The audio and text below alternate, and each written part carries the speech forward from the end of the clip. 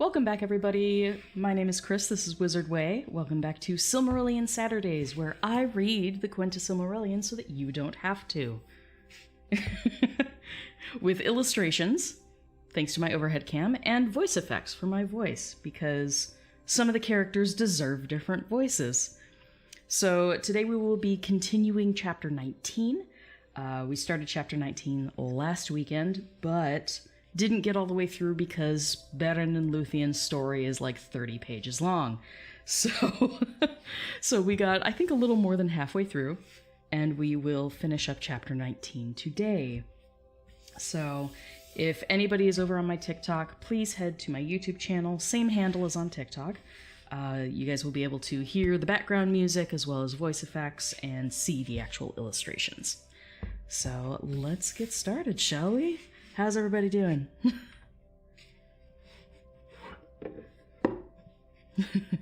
Hi guys. Hi guys. Alright, got our trusty map.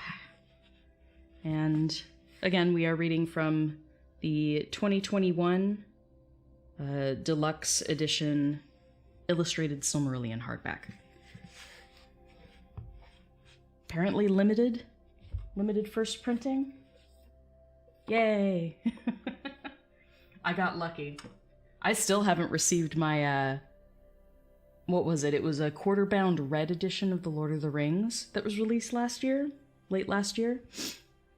I got the North American version, which is the one that's white, and it has the red, one ring Elvish writing on the sides of the pages. So I did get that one, but the actual quarter-bound red leather edition that was only being sold in the UK, I had purchased one of those, and it's like delayed, but still shipping, and I'm like, yeah, sure. I'll have to poke the people at Amazon UK and be like, okay, so at this point, if you guys charged me, you need to give me my money back. Hey, Kenneth, Shadow Pilgrim, welcome. Welcome. But yeah, Amazon's getting on my nerves, honestly. It's just... How about no? Yeah, give me my money back. Okay, so where were we in the story? So just as a reminder, we've been reading Beren and Lúthien. We did go through the story, a bit of the backstory of Barahir, which is Beren's father. Beren was away when Barahir's company of, outlawed, scruffy types, their location was given up by Gorlim, who was tricked by Sauron into giving away the location because he thought that they had captured his wife. His wife was already dead. But because Sauron likes to lie, Gorlim thought that she was still alive, gave up the location of Barahir and his company, and was swiftly killed as well. Luckily, his ghost warned Beren, hey, I just did a bad. Might want to try and go save your dad. Beren, of course, did not get there in time, but he did hunt down the orcs that killed his father and company, his father et al., and he completely destroyed them, and luckily got back the ring that had been given to his father by Finrod Felagund, the elf lord who rules the realm Nargothrond. Later on, Beren meets Lúthien in the forest of Brethiel, or I think it's Neldoreth.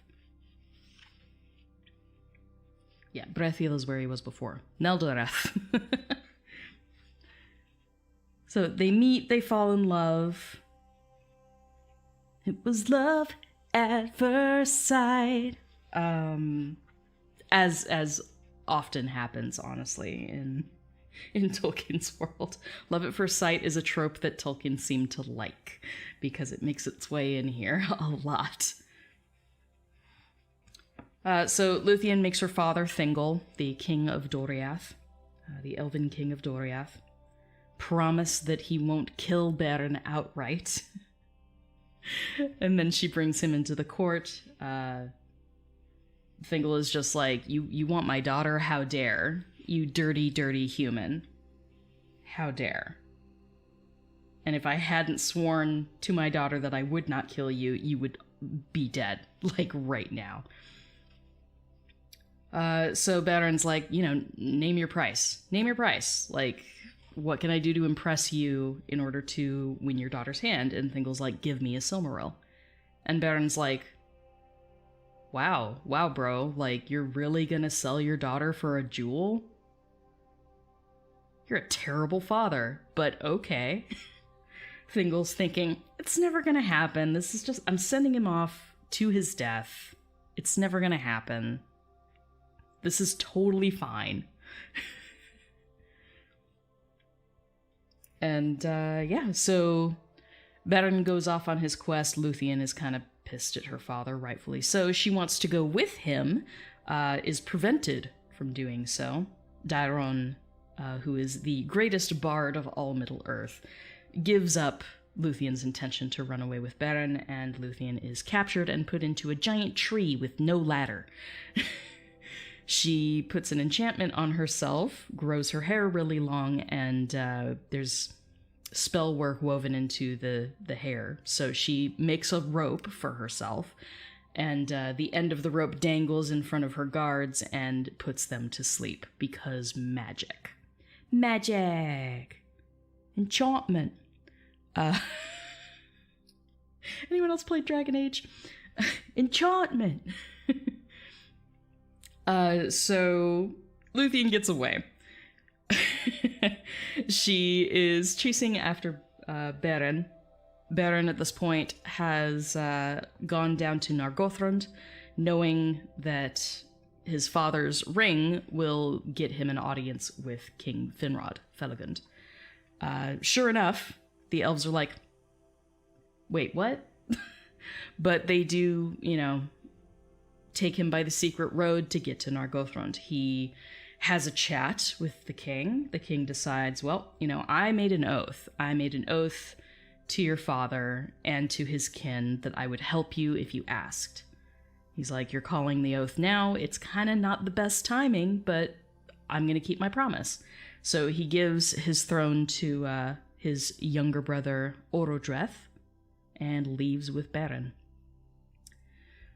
Of course, unfortunately, at the time, the two sons of Feanor, Celegorm and Curufin, who are just rotten people. Rotten people, honestly. They are like, so this whole thing is basically taking the king out of Nargothrond. We kind of have been curating our own little following here.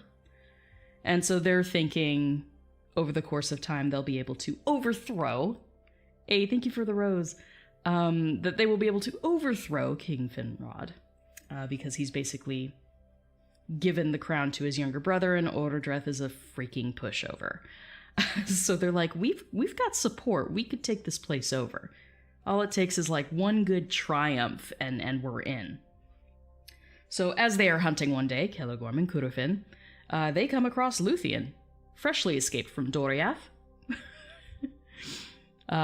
basically trying to catch him, and not doing a spectacular job of it. But Celegorm and Caranthi are like, ooh, beautiful woman, what? Who dat? And they waylay her, and they're like, oh, well, we think we know what happened to Beren. We can help. Why don't you come to Nargothrond with us? Fully knowing that Beren and Finrod had already headed north to go to Angband and try and get the Silmaril. So Luthien basically gets put in a dungeon in Nargothrond because Celegorm and Curufin are assholes. They really are. And they're thinking, we're going to force her to marry one of us. We're going to force her to marry one of us for clout. And then we will have the power of Luthien to Nuviel on our arm, as if she's gonna go along with any of this. And as if she can't defend herself. Yeah, Celegorm and Cúrfin. Not the best individuals. Of the Sons of Feanor, they are literally the worst. Caranthir's like a close second, but those two definitely tie for first. First on the chart, the scale of assholishness. But yes, so they imprison Luthien, and they're like, we're gonna force her to marry one of us, then we'll have the power to rule Nargothrond, we'll wrest it from Orodreth, and everything's gonna go great. What could possibly go wrong? What could possibly go wrong? Your own dog could betray you and save Luthien. Yeah. Sincerely. It didn't turn out too well for Celegorm and Cúrfin. Celegorm's hound, Huan, he is the bestest boy. He is one of the great hounds of Valinor. He followed Celegorm into exile from Valinor. And after doing so... Hello there. Hello there. After following Celegorm from Valinor, he was a good boy. He was a good boy. He followed his master. And then his master did it bad.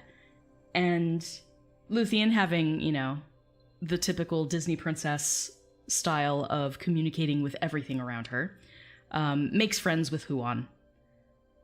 Because animal taming +5. And nature attunement +5? I don't know what the stats are in D&D. I've never played. I apologize. I know. Travesty.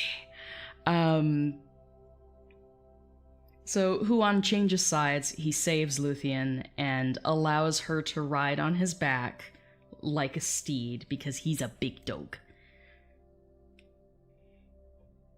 And Huan is one of the very few characters in the Silmarillion, animal characters in the Silmarillion, who can speak. But he's only been permitted to speak, I think it's 2 or 3 times in his entire life. And so he uses one of those times to chat with Luthien and get her out of imprisonment in Nargothrond. So at this point, Luthien is heading north to... now it's called Tollingaurhoth, but it's Tolsirion. Tolsirion is an island in the middle of the river Sirion, Sirion being the largest river in Beleriand. On that island is built Minas Tirith, the original Minas Tirith. So that is the Tower of the Moon. It is a watchtower over the plains leading to Angband, which is where all the big baddies are. Unfortunately, this is after a really terrible, terrible battle, the Dagor Bragolach, the Battle of Sudden Flames, as it translates to in Elvish. So the Dagor Bragolach was a terrible loss for the elves. So bad of a loss, in fact, that the entirety of Tolsirion was taken over by the Dark Forces. That's Sauron's tower now. So this is the Dark Lord's first tower, before he gets, Barad-dûr. Though that one he constructs himself. In this case, it was an Elvish tower that he took over. So the name changes from Tolsirion to Tollingaurhoth, or Island of Werewolves, basically. The Island of Werewolves. And Sauron is their lord. So Beren and Finrod Felagund. Finrod actually was the original elf to have commissioned and built Minas Tirith. They get captured by Sauron. thrown in prison with the few warriors that went along on this journey with them. Slowly, the warriors get killed one by one. Fun times. And we end up with only Beren and Finrod left. Pardon me.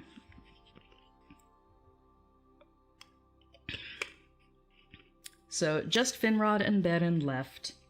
They are imprisoned, and at this point, Luthien is trying to get up to them. We have a really beautiful battle of spells, battle of, like, song spells, between Sauron and Finrod.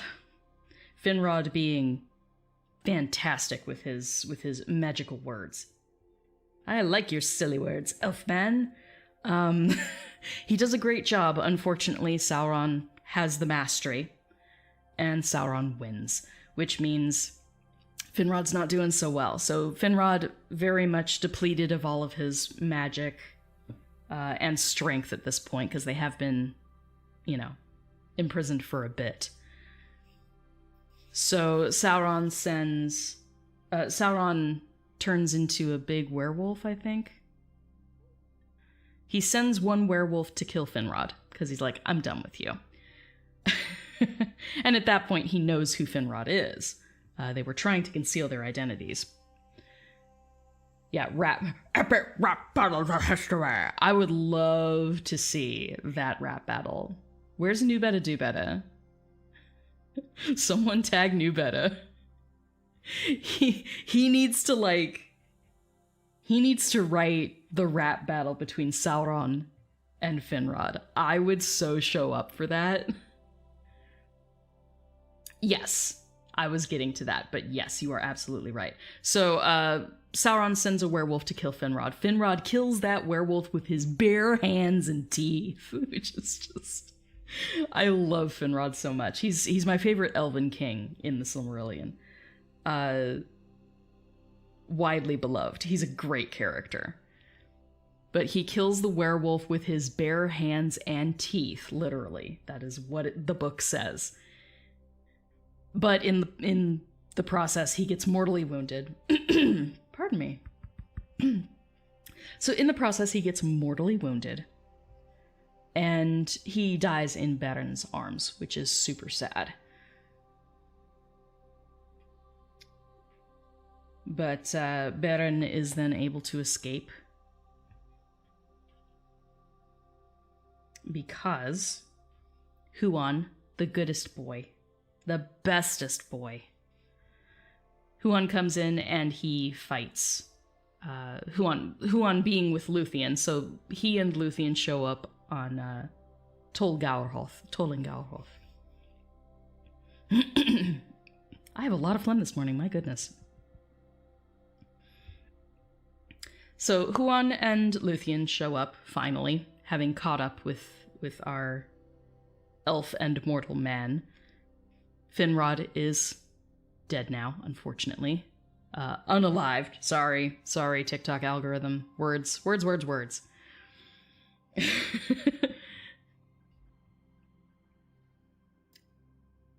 Yes. Totally lost my train of thought there. So they catch up. Huan goes in, and Sauron takes the form of a big werewolf, and he and Huan go at it.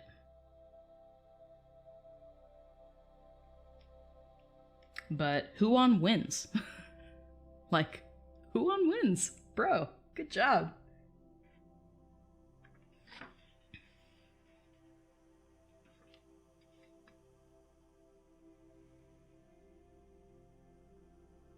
Yeah. This isn't where I was it? Yeah, no, okay. My book was open to a page and I'm like, I'm pretty sure we got past that part. We did.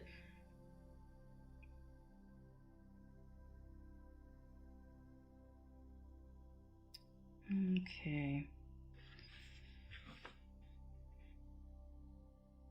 Yes. So that's basically where we left off, is They manage to get free of Sauron.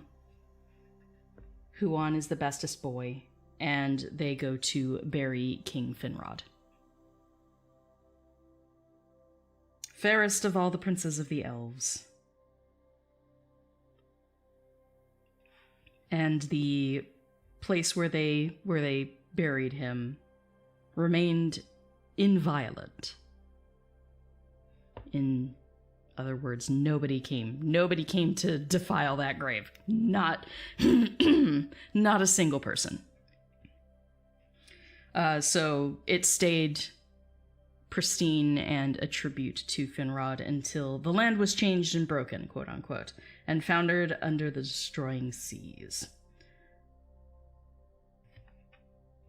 But to bring, to end on a light note last week, the final sentences, but Finrod walks with Finarfin, his father, beneath the trees in Eldamar, aka, as always happens with the elves,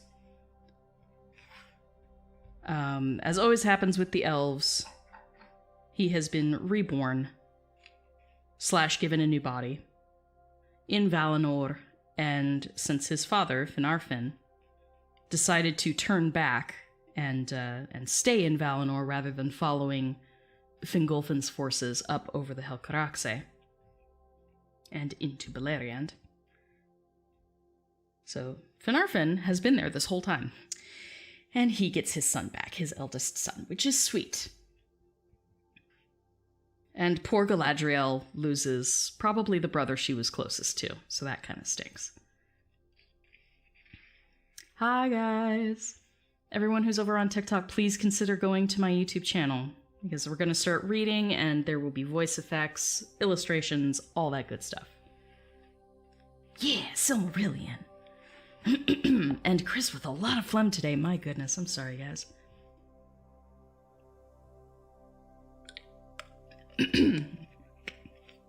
This is what I get for streaming, like, right after waking up.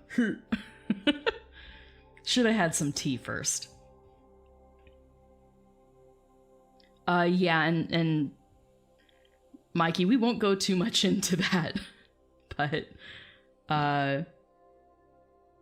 I do want to at least say that my heart is with the people in Ukraine right now.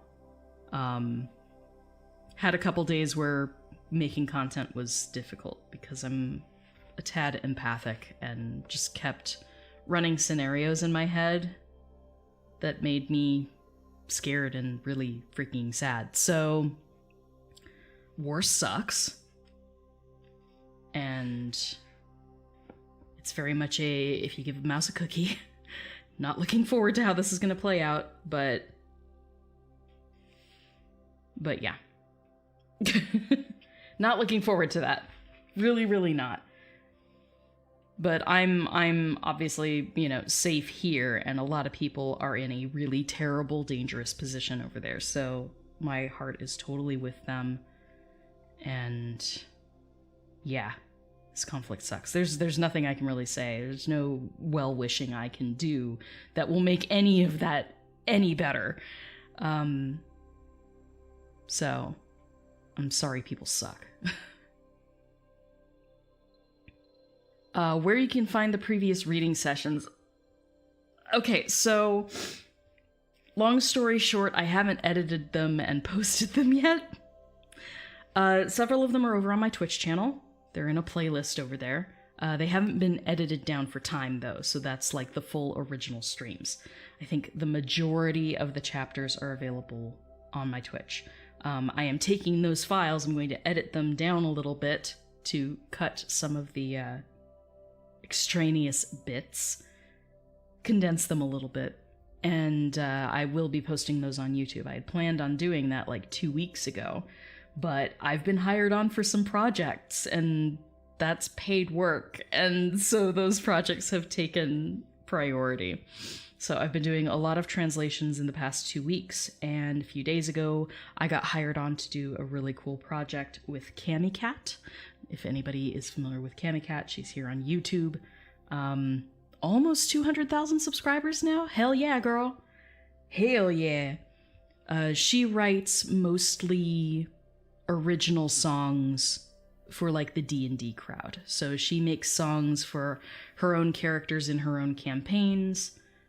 She's done some anime character raps, which are like, those are probably her best, her most viewed, let's put it that way. Her most viewed videos on YouTube. Millions of views on those. So if you've ever seen the anime girls rap and stuff like that, that's Cammy Cat. She's amazing. Great voice.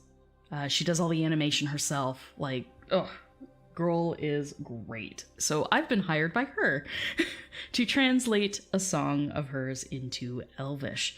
I just finished the first draft of my translation. Finished that last night. Managed to keep the rhyme scheme intact, which is always a good thing. So after we finish live streaming today, I will probably be warming up my voice a bit. And then I will be recording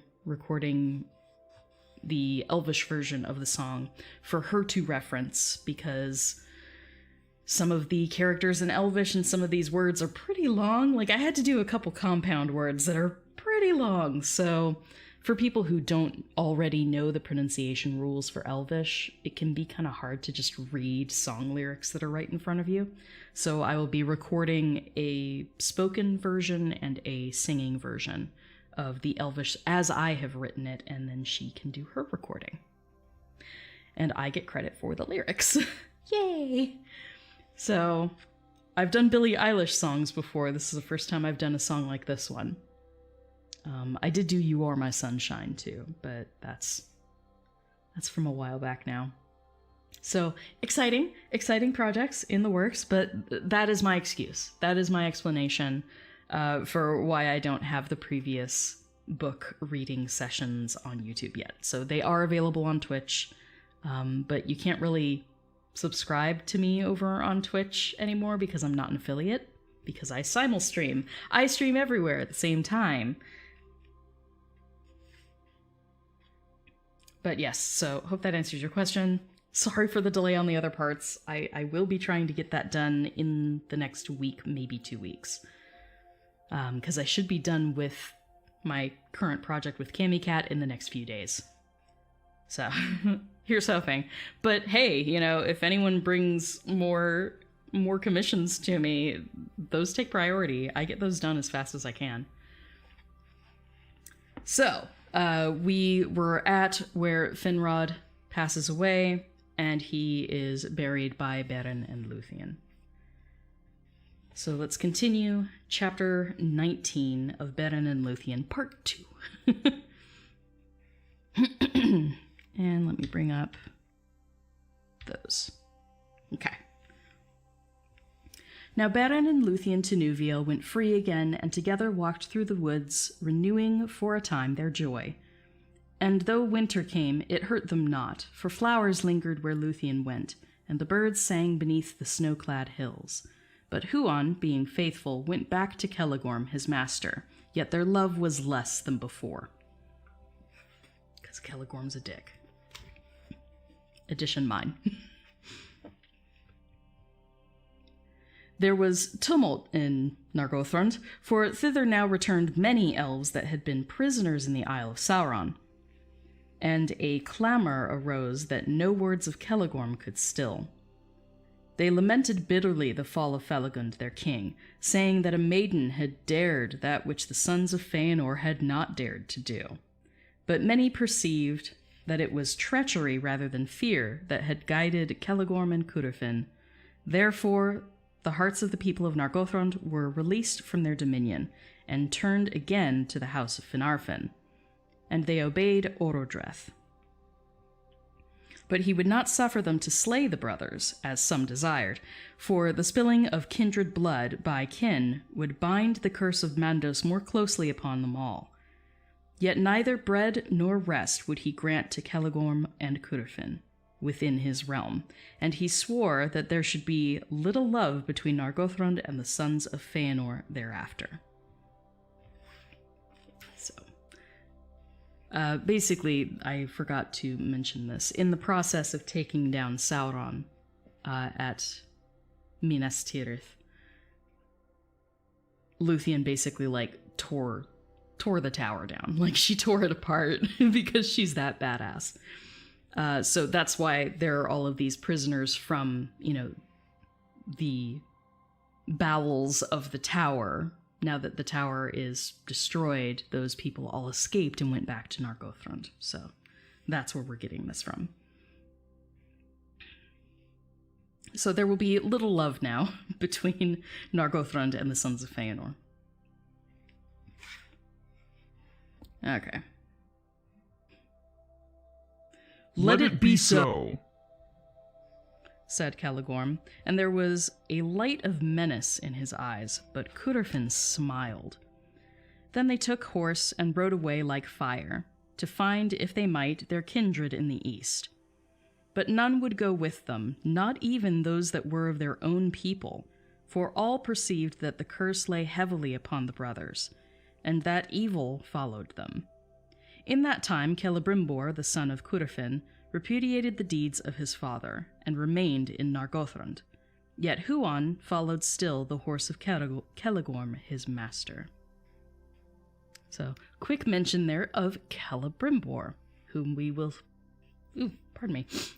see in the upcoming Amazon TV show, The Rings of Power. Very much looking forward to seeing Celebrimbor. And this is the moment. This is the moment. This is the moment where Celebrimbor's like, dude, like, I wasn't cool with most of the other things that you had done, father, but like, we are sincerely done now. I am done putting up with you and all this ish.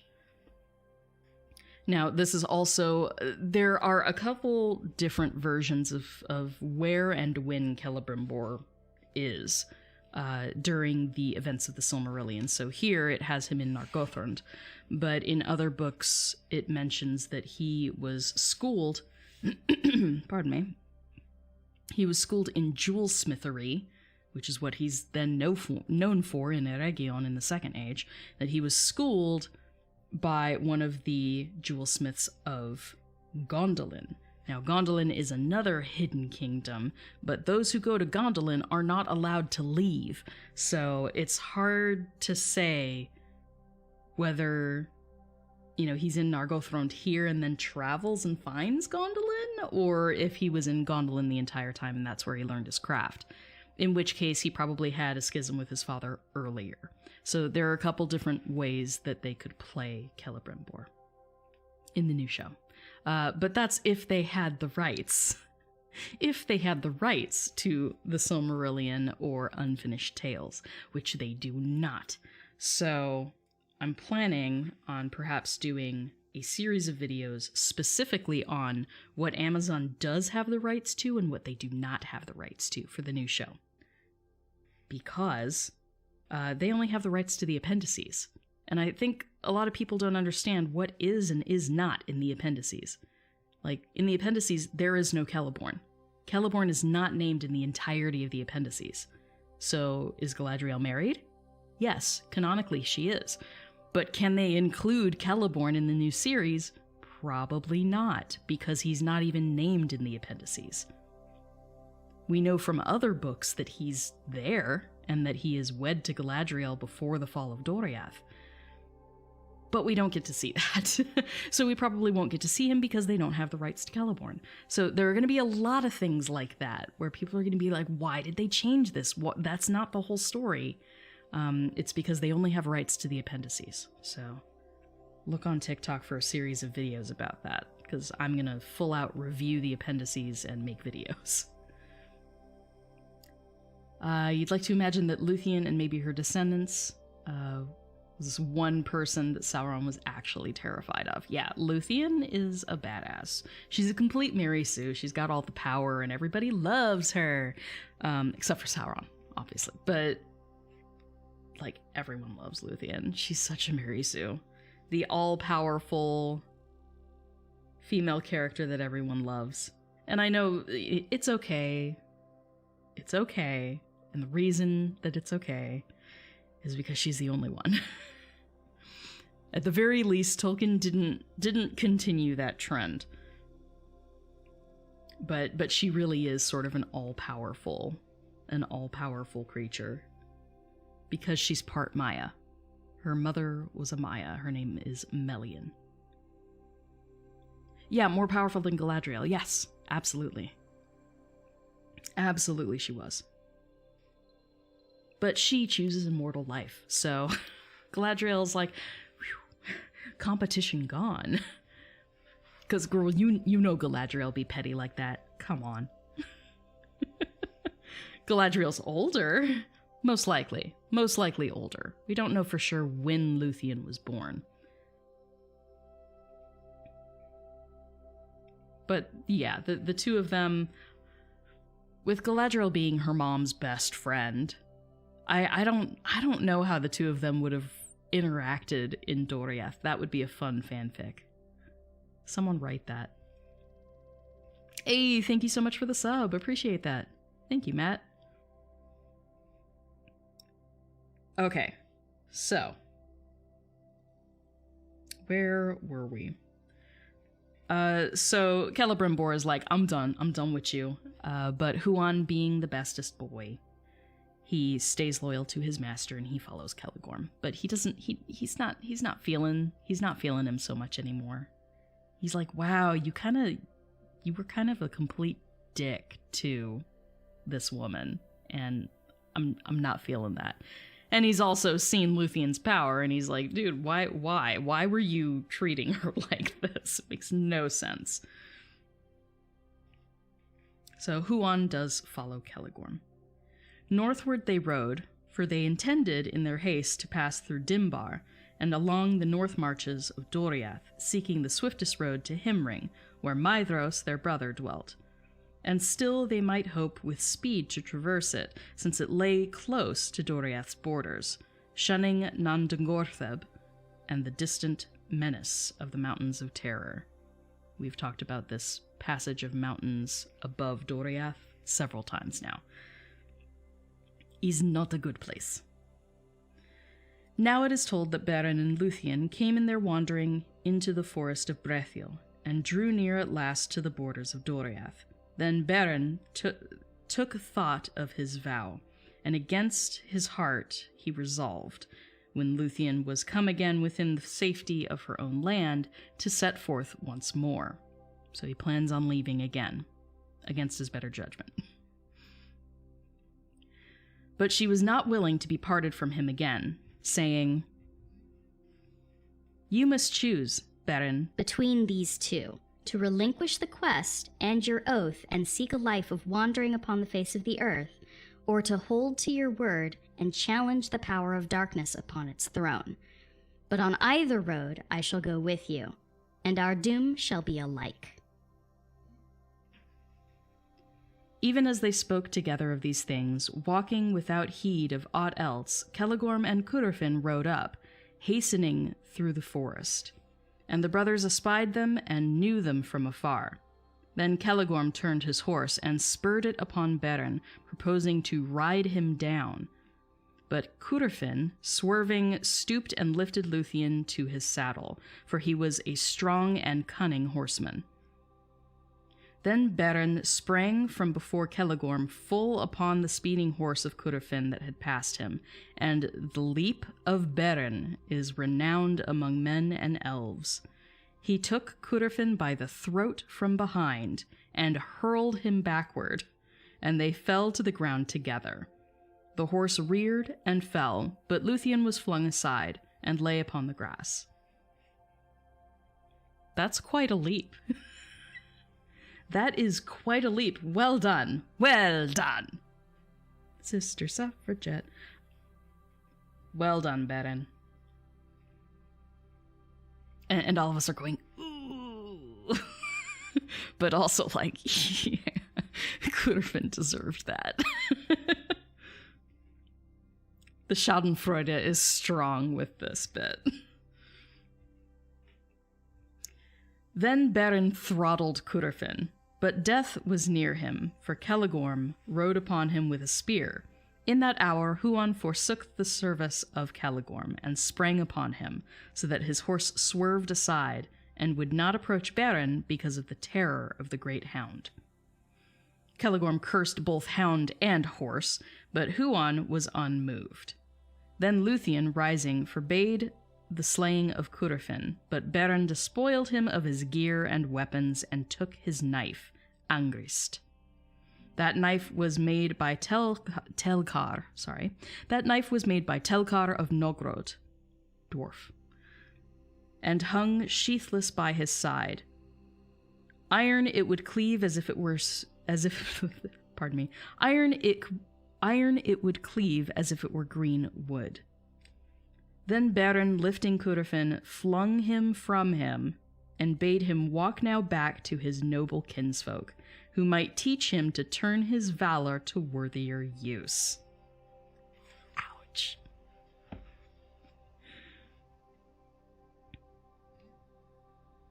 Your horse, he said.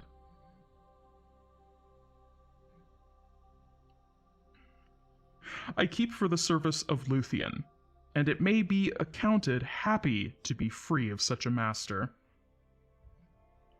Then Curufin cursed Beren under cloud and sky. Go hence, he said. Unto a swift and bitter death. Caligorm took him beside him on his horse, and the brothers made as if to ride away. And Beren turned away and took no heed of their words. But Curufin, being filled with shame and malice, took the bow of Caligorm and shot back as they went, and the arrow was aimed at Luthien. Huon, leaping, caught it in his mouth, but Curufin shot again, and Beren sprang before Luthien, and the dart smote him in the breast. It is told that Huon pursued the sons of Feanor, and they fled in fear, and returning, he brought to Luthien a herb out of the forest. With that leaf she staunched Beren's wound, and by her arts and by her love she healed him. And thus at last they returned to Doriath. There Beren, being torn between his oath and his love, and knowing Luthien to now be safe, arose one morning before the sun, and committed her to the care of Huon. Then in great anguish he departed, while she yet slept upon the grass. He rode northward again with all speed to the pass of Sirion. That's where they were before. And coming to the skirts of Taur Nufuin, he looked out across the waste of Anfauglith, and saw afar the peaks of Thangorodrim. There he dismissed the horse of Curufin, and bade it leave now dread and servitude, and run free upon the green grass in the lands of Sirion. Then, being now alone, and upon the threshold of the final peril, he made the song of parting in praise of Luthien, and the lights of heaven, for he believed that he must now say farewell to both love and light. Of that song, these words were part. Farewell, sweet earth and northern sky, forever blessed, since here did lie, and here with lissome limbs did run, beneath the moon, beneath the sun. Luthien to Nuviel, more fair than mortal tongue can tell, though all to ruin fell the world, and were dissolved and backward hurled, unmade into the old abyss, yet were its making good for this, the dusk, the dawn, the earth, the sea, that Luthien for a time should be. And he sang aloud, caring not what ears should overhear him, for he was desperate and looked for no escape. But Luthien heard his song, and she sang in answer, as she came through the woods unlooked for Huon, consenting once more to be her steed, had borne her swiftly hard upon Beren's trail. Long he had pondered in his heart what counsel he would devise for the lightening of the peril of these two whom he loved. He turned aside, therefore, at Sauron's Isle, as they ran northward again, and he took thence the ghastly Wolfheim of Draugluin. And the bat fell of Thuringwithil. Elvish gets complicated. Draugluin. And the bat fell of Thuringwithil. Thuringwithil. That's an awesome name, though. She was the messenger of Sauron, and was wont to fly in vampire's form to Angband, and her great fingered wings were barbed at each joint's end with an iron claw. Clad in these dreadful garments, Huan and Luthien ran through Tower Nufuin, and all things fled before them.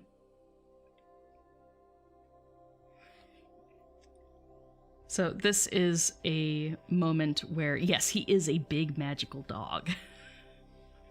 Big magical hound is magical. And Luthien, being who she is also magical. So we end up with what look like a giant werewolf and a giant vampire bat. So these are forms that they have taken as they went past the tower that they had defeated Sauron at. As they went past that, they take on these forms as disguises, basically.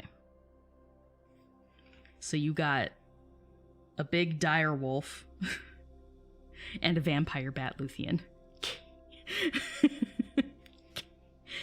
Big sharp pointy teeth. I mean, we gotta say though, echolocation's kind of cool, right? Sauron couldn't decide between Team Edward and Team Jacob. Gosh. Yeah, he did like taking many forms. So, clad in these dreadful garments, Huan and Luthien ran through Tower Nufuin, and all things fled before them. Now, I do want to bring out the map really quickly, so let's change scene so I can show you guys where we are talking about on the map. Because I do like updating you every so often with a visual. So let's do that.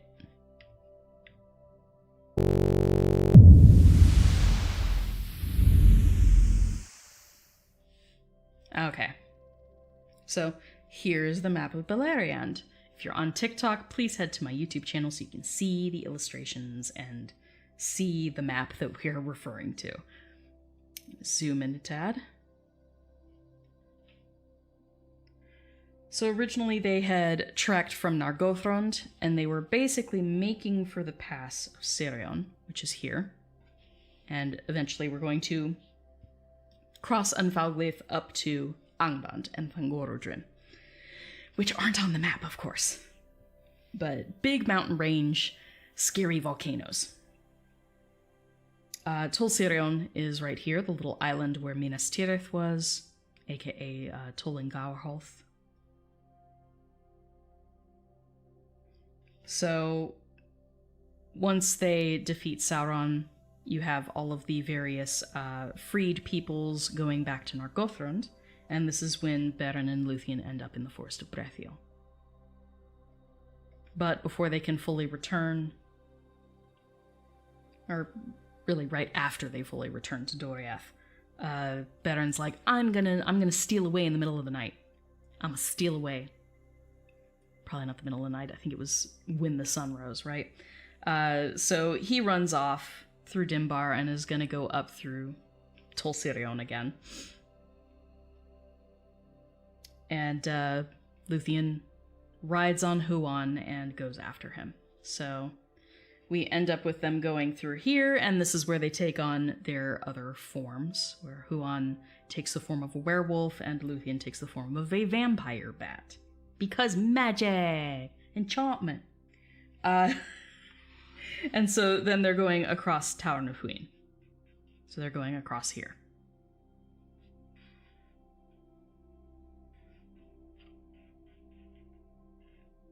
So hopefully that makes sense.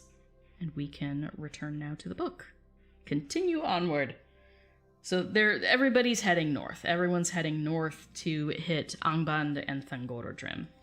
So from there, we can move on.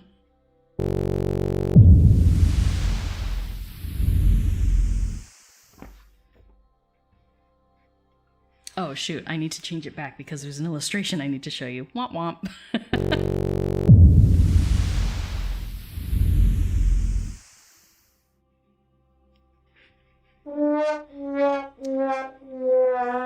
Yeah, don't mind my foul up, it's fine. So, as always, the illustrations in this version of the Silmarillion are all by Ted Nasmith. And so he did do this drawing of Huan and Luthien in their evil forms. Evil. Evil is his one and only name. How about no? I'm gonna stop now. Nice. Sauron would definitely sparkle in his vampire form. I mean, part of me wants to say yes, even though that is a freaking abomination. Sparkly vampires are the weirdest thing. Like, why? But sure. Okay. So there's the illustration. There aren't really too many details to zoom in on, but we can zoom in on Luthien. She's an angry bat.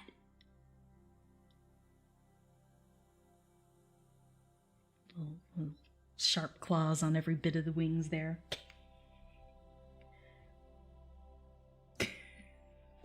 But that's that. Shall we continue? Let's continue.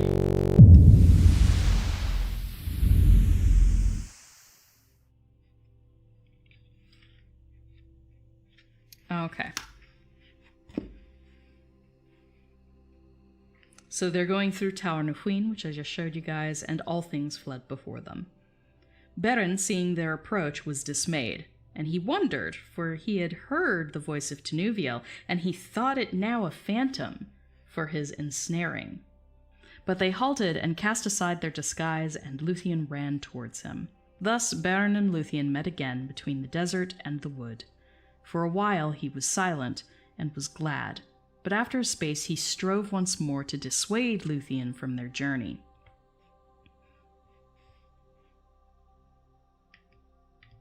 There we go.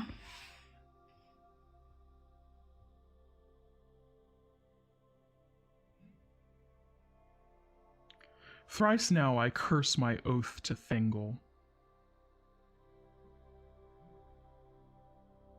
He said. And I would that he had slain me in Menegroth, rather than I should bring you under the shadow of Morgoth. Then for the second time Huan spoke with words, and he counseled Beren, saying,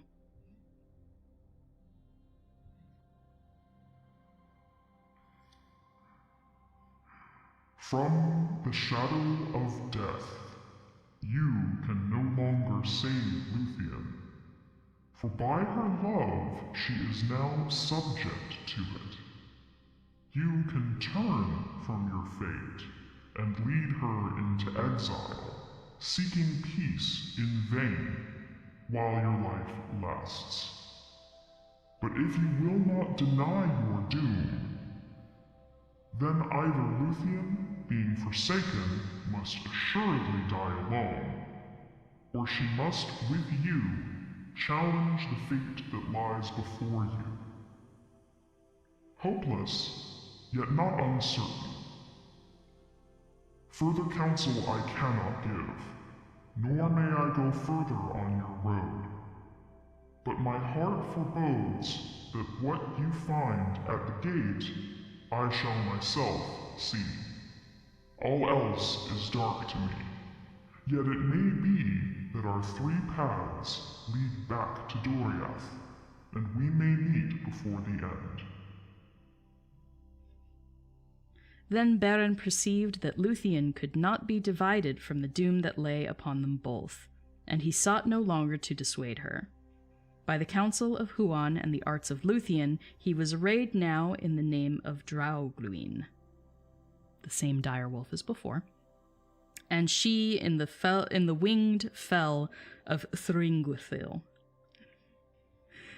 Beren became in all things like a werewolf to look upon, save that in his eyes there shone a spirit grim indeed, but clean, and horror was in his glance as he saw upon his flank a bat-like creature clinging with creased wings. Then, howling under the moon, he leapt down the hill, and the bat wheeled and flittered above him. So, Huan has left the party and basically given Beren his disguise. So we still have a wolf and a vampire, but they are Beren and Luthien now instead of Huan and Luthien. Questions? More sparkles than a pride parade. Like, okay, Sauron in my head is just canonically Pan, okay? So, absolutely. Absolutely. And he can shapeshift. He/they can shapeshift. I find it interesting that Tolkien decided to gender his Valar. I find that interesting. Because he said that they weren't necessarily gendered, but they chose to be put in those boxes according to the elves, basically. What they had seen of male and female from the elves is what they modeled themselves after. But they can take any form they want, which is why when people are like, can Maiar and Valar have children? I'm like, yes, they can. Melian had Luthien, whom we are talking about today. So if she can do it, technically, so can all of the others. One wonders if they would have to gain permission from Eru, the one god, before doing that, or if they just have free reign to do that if they feel so inclined. Melian is the only one canonically to have ever done it. But in my head, any of them can shapeshift into a form that would be able to bear a child if they wanted to. Now, if they were mixing their blood with elven blood, or dwarven, or what have you, if they were mixing their blood with something not completely immortal and powerful like themselves, one would think that they would have to take an actual physical form in order to allow the whole thing to happen. But if we're talking about the union of two of the Ainur creating a kid, maybe they don't even need to take forms. You know, what is gestation if you don't have a physical form, right? How long does it take to make a new piece of song? Because that's ultimately what the Ainur are. They are creatures of thought and song. This is why Beren and Luthien win the costume contest at every office Halloween party. So annoying. Every time. They don't even change their costumes. It's the same thing every year. Thanks, Margaret. All right. Let's continue, though. We got a lot more to go through. And we're already 1 hour in. Whew. Let's go. They passed through all perils, until they came with the dust of their long, weary road upon them to the drear dale that lay before the gate of Angband. Black chasms opened beside the road, whence forms of writhing serpents issued. On either hand the cliffs stood as embattled walls, and upon them sat carrion fowl, crying with fell voices. Before them was the impenetrable gate, an arch wide and dark at the foot of the mountain. Above it reared 1,000 feet of precipice. Their dismay took them, for at the gate was a guard of whom no tidings had yet gone forth. Rumor of he knew not what designs abroad among the princes of the elves had come to Morgoth, and ever down the aisles of the forest was heard the baying of Huan, the great hound of war, whom long ago the Valar unleashed.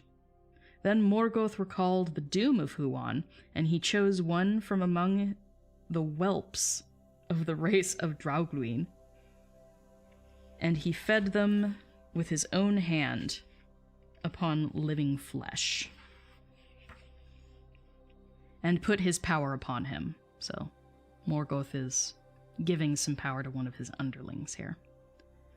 Swiftly the wolf grew, until he could creep into no den, but lay huge and hungry before the feet of Morgoth. There the fire and anguish of hell entered into him, and he became filled with a devouring spirit, tormented, terrible, and strong.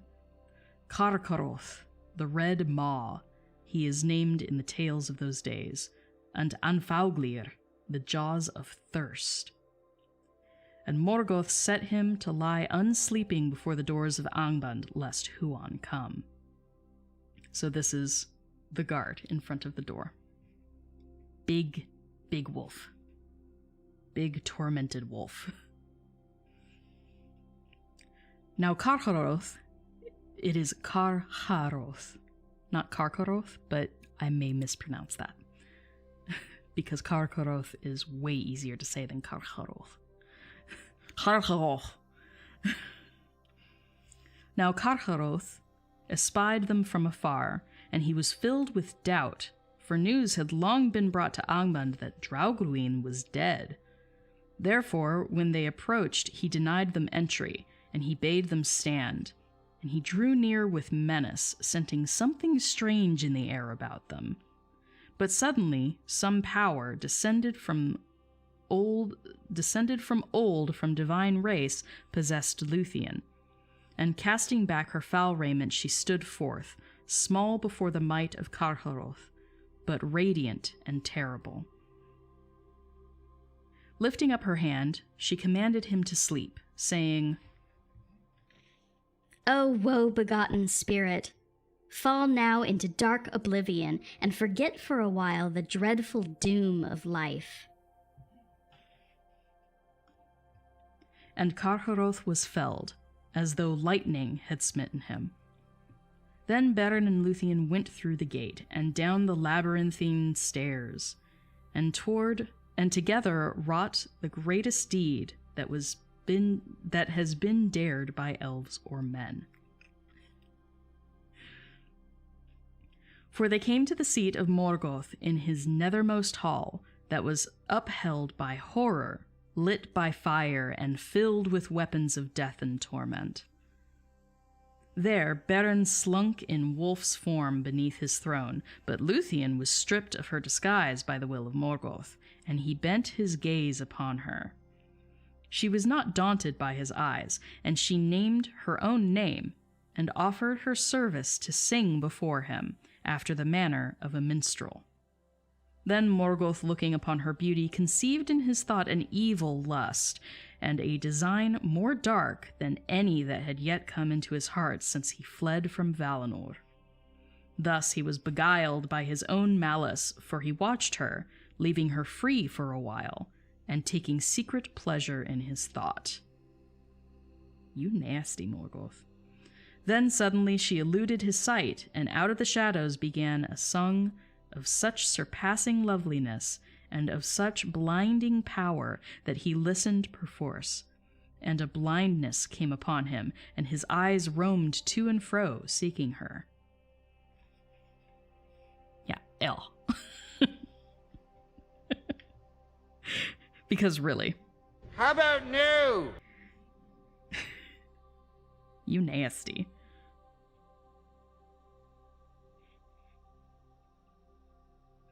All his court were cast down in slumber, and all the fires faded and were quenched, but the Silmarils in the crown of Morgoth's head blazed forth suddenly with a radiance of white flame. and the burden of that crown and of the jewels bowed down his head, as though the world were set upon it, laden with a weight of care, of fear, and of desire, that even the will of Morgoth could not support. Then Luthien, catching up her winged robe, sprang into the air, and her voice came dropping down like rain into pools, profound and dark. She cast her cloak before his eyes, and set upon him a dream, dark as the outer void, where once he walked alone. Suddenly he fell, as a hill sliding in avalanche, and hurled like thunder from his throne, lay prone upon the floors of hell. The iron crown rolled, echoing from his head. All things were still.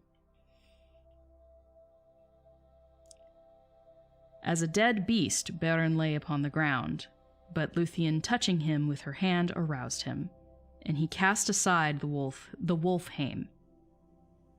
Then he drew forth the knife Angrist, and from the iron claws that held it he cut a Silmaril. As he closed it in his hand, the radiance welled through the living flesh, and his hand became as a shining lamp. But the jewel suffered his touch and hurt him not. It came then into Beren's mind that he would go beyond his vow, and bear out of Angband all 3 of the jewels of Feanor. But such was not the doom of the Silmarils. The knife Angrist snapped, and a shard of the blade, flying, smote the cheek of Morgoth. He groaned and stirred, and all the host of Angband moved in sleep. Then terror fell upon Beren and Luthien, and they fled, heedless and without disguise, desiring only to see the light once more.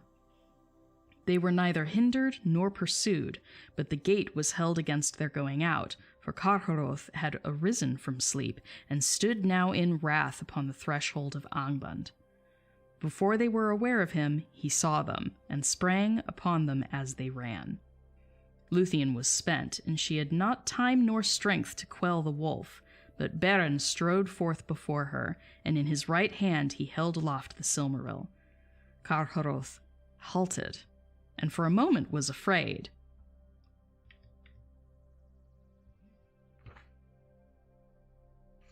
"Get you gone and fly," cried Beren. "For here is a fire that shall consume you and all evil things." And he thrust the Silmaril before the eyes of the wolf. But Carcharoth looked upon that holy jewel and was not daunted. And the devouring spirit within him awoke to sudden fire, and gaping he took suddenly the hand within his jaws, and he bit it off at the wrist. Then swiftly all his inwards were filled with a flame of anguish, and the Silmaril seared his accursed flesh. Howling, he fled before them, and the walls of the valley of the gate echoed with the clamor of his torment. So terrible did he become in his madness that all the creatures of Morgoth that abode in that valley, or were upon any of the roads that led thither, fled far away. For he slew all living things that stood in his path, and burst from the north with ruin upon the world. All the terrors that came over into Beleriand ere Angband's fall, the madness of Carcharoth was the most dreadful, for the power of the Silmaril was hidden within him. So that's kind of badass. Yeah, Morgoth's ill. Agovanen, welcome. If you're still there, I'm sorry I missed your comment. But welcome.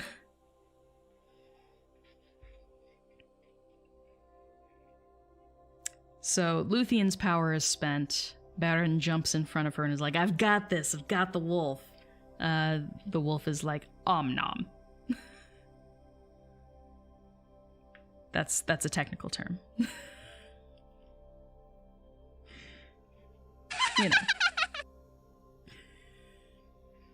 It's a technical term. It's fine.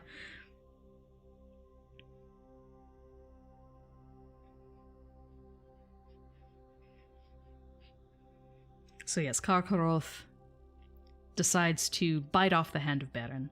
So Beren has lost a hand now. And inside him are the hand and the Silmaril, which fills him with anguish, and he goes on a rampage. Berserker mode activate, basically.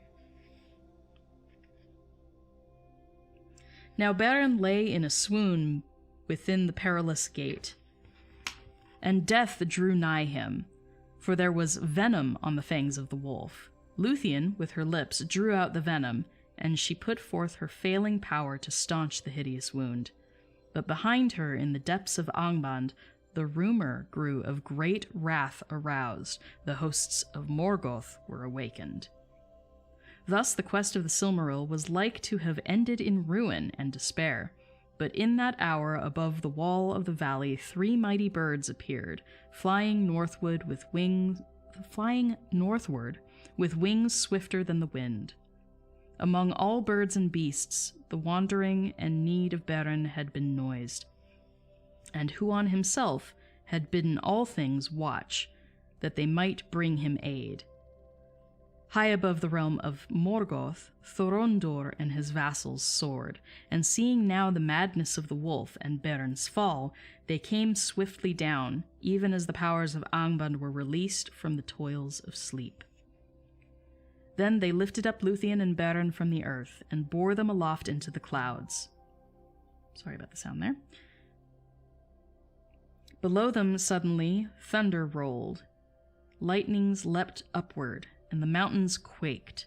Fire and smoke belched forth from Thangorodrim, and the flaming bolts were hurled far abroad, falling ruinous upon the lands, and the Noldor in Heathlum trembled. But my goodness. Sorry, guys. It's my sister and sister-in-law.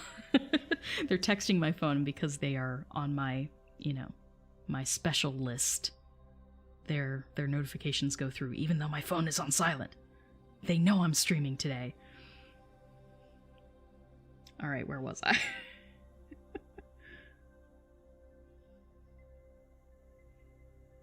Okay, so the Noldor in Heathlum trembled, but Thorondor took his way far above the earth, seeking the high roads of heaven, where the sun day long shines unveiled and the moon walks amid the cloudless stars.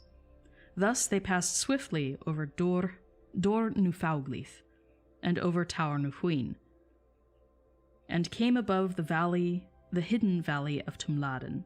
No cloud nor mist lay there, and looking down, Luthien saw far below, as a white light starting from a green jewel, the radiance of Gondolin, the fair, where Turgon dwelt. But she wept, for she thought that Beren would surely die. He spoke no word, nor opened his eyes, and knew thereafter nothing of his flight. And at last the eagle set them down upon the borders of Doriath, and they were come to that same dell whence Beren had stolen in despair and left Luthien asleep. There the eagles laid her at Beren's side, and returned to the peaks of Chrysaegrim, and their high eyries. But Huon came to her, and together they tended Beren, even as before when she healed him of the wound that Curufin gave to him. But this wound was fell and poisonous.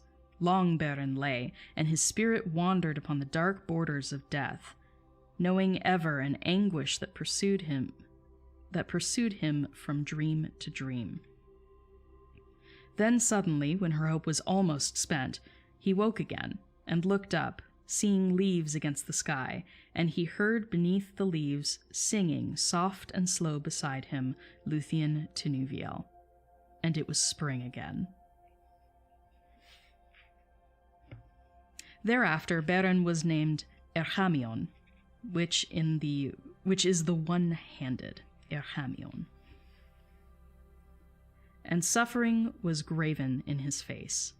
But at last he was drawn back to life by the love of Luthien, and he arose, and together they walked in the woods once more. And they did not hasten from that place, for it seemed fair to them, and Luthien indeed was willing to wander in the wild without returning, forgetting house and people and all the glory of the elf kingdoms. And for a time Beren was content.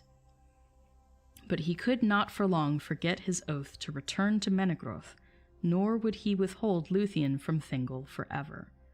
For he held by the law of men, deeming it perilous to set at naught the will of the Father, save at the last need. But it seemed also to him unfit that one so royal and fair as Luthien should live always in the woods, as the rude hunters among men, without home or honor or the fair things which are the delight of the queens of the Eldalie. Therefore, after a while he persuaded her, and their footsteps forsook the houseless lands, and he passed into Doriath, leading Luthien home. So their doom willed it. Pause for just a moment just to see how far off we are. Okay, not too bad. As long as we continue at a fair pace, we're doing well. Okay.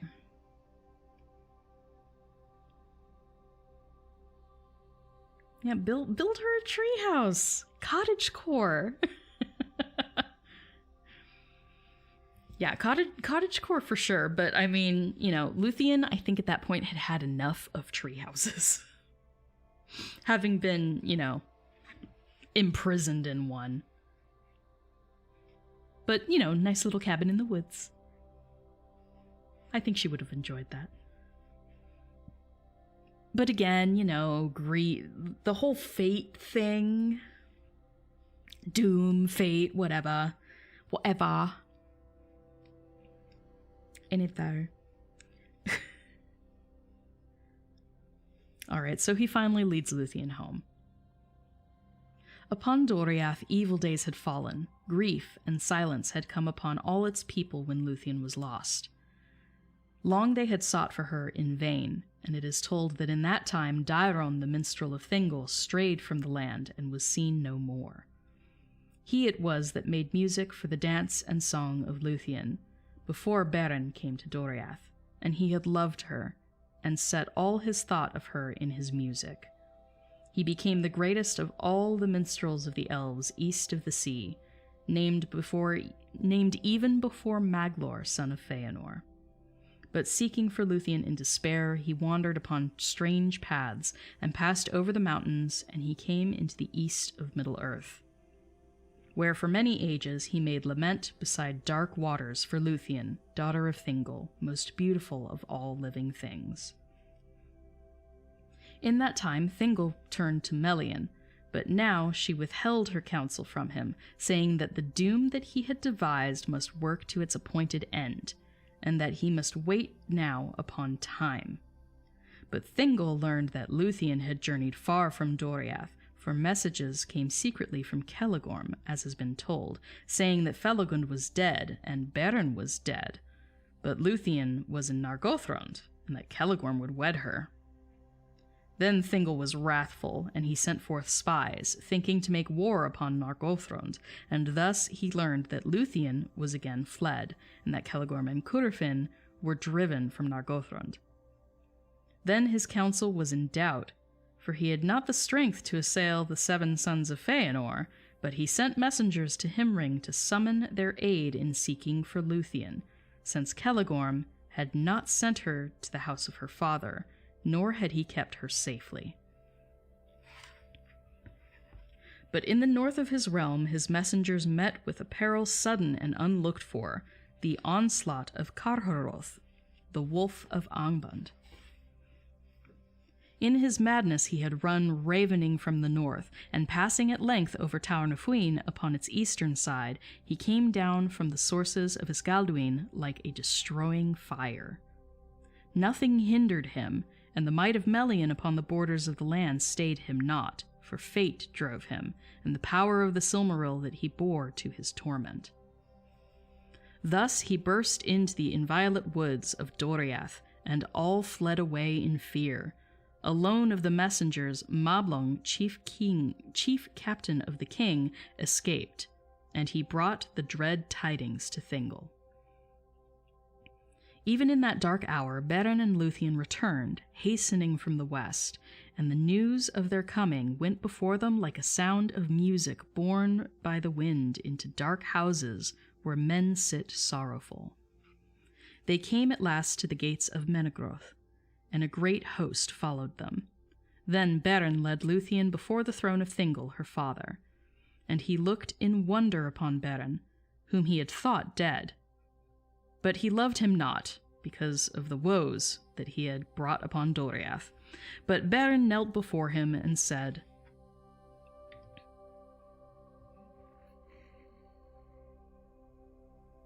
I return according to my word. I am come now to claim my own. And Thingol answered, What of your quest and of your vow? But Beren said, It is fulfilled. Even now, a Silmaril is in my hand. Then Thingol said, Show it to me. And Beren put forth his left hand, slowly opening his fingers, but it was empty. Then he held up his right arm, and from that hour he named himself Kamlost, the empty-handed. Then Thingol's mood was softened, and Beren sat before his throne upon the left, and Luthien upon the right, and they told all the tale of the quest, while all there listened and were filled with amazement. And it seemed to Thingol that this man was unlike all other mortal men, and among the great in Arda. And the love for Luthien, a thing new and strange. And he perceived that their doom might not be withstood by any power of the world. Therefore, at the end, he last yielded his will, and Beren took the hand of Luthien before the throne of her father. But now a shadow fell upon the joy of Doriath in the return of Luthien the Fair, for learning of the cause of the madness of Carchoroth, the people grew the more afraid, perceiving that in his danger was fraught with dreadful power because of the holy jewel, and hardly might be overthrown. And Beren, hearing of the onslaught of the wolf, understood that the quest was not yet fulfilled. Therefore, since daily Carchoroth drew nearer to Menegroth, they prepared the hunting of the wolf, of all pursuits of beasts whereof tales tell the most perilous. To that chase went Huan the Hound of Valinor, and Mablung of the Heavy Hand, and Beleg Strongbow, and Beren Erchamion, and Thingol, King of Doriath. So, round up the usual suspects. This is all the badasses of Doriath right here.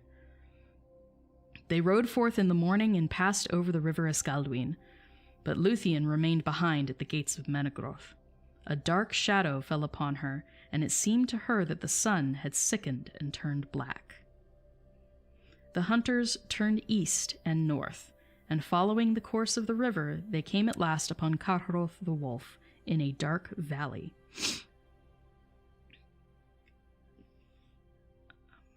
Yes, in a dark valley, down the northern side whereof Escaldwine fell in a torrent over steep falls. At the foot of the falls, Carchoroth drank to ease his consuming thirst, and he howled, and thus they were aware of him. But he, espying their approach, rushed not suddenly to attack them. It may be that the devil's cunning of his heart awoke, being for a moment eased of his pain by the sweet waters of Escaldwine. And even as they rode towards him, he slunk aside into a deep brake, and there lay hid. But they set a guard about all that place, and waited, and the shadows grew long in the forest. Beren stood beside Thingol, and suddenly they were aware that Huan had left their side. Then a great baying awoke in the thicket, for Huan, becoming impatient and desiring to look upon this wolf, had gone in alone to dislodge him. But Carchoroth avoided him, and bursting from the thorns, leapt suddenly upon Thingol. Swiftly Beren strode before him with a spear, but Carcharoth swept it aside and felled him, biting at his breast. In that moment Huan leapt from the thicket upon the back of the wolf, and they fell together fighting bitterly. And no battle of wolf and hound has been like to it, for in the baying of Huan was heard the voice of the horns of Orome and the wrath of the Valar. But in the howls of Carcharoth was the hate of Morgoth, and malice crueler than teeth of steel. And the rocks were rent by their clamor, and fell from on high, and choked the falls of Escalduin. There they fought to the death, but Thingol gave no heed, for he knelt by Beren, seeing that he was sorely hurt. Huan in that hour slew Carcharoth. But there in the woven woods of Doriath his own doom long spoken was fulfilled, and he was wounded mortally, and the venom of Morgoth entered into him.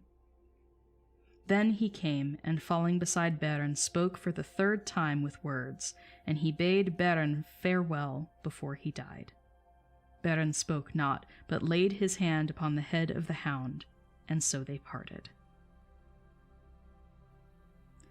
Mablung and Beleg came hastening to the king's aid, but when they looked down upon what was done, they cast aside their spears and wept.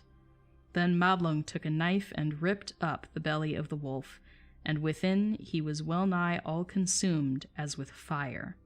But the hand of Beren that held the jewel was yet uncorrupt.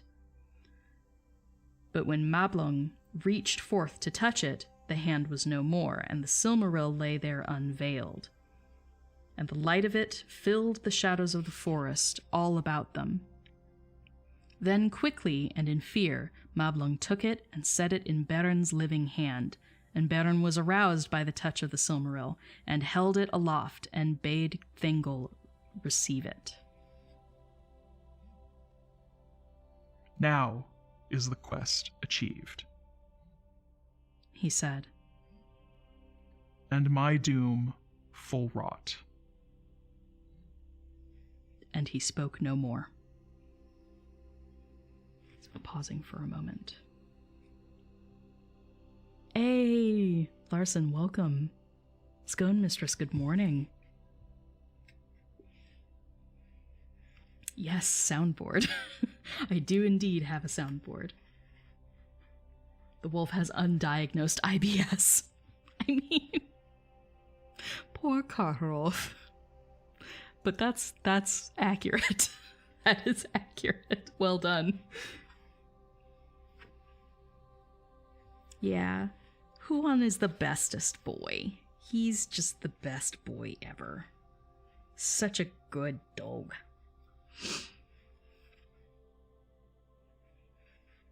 So, thus passed Huan, which is sad.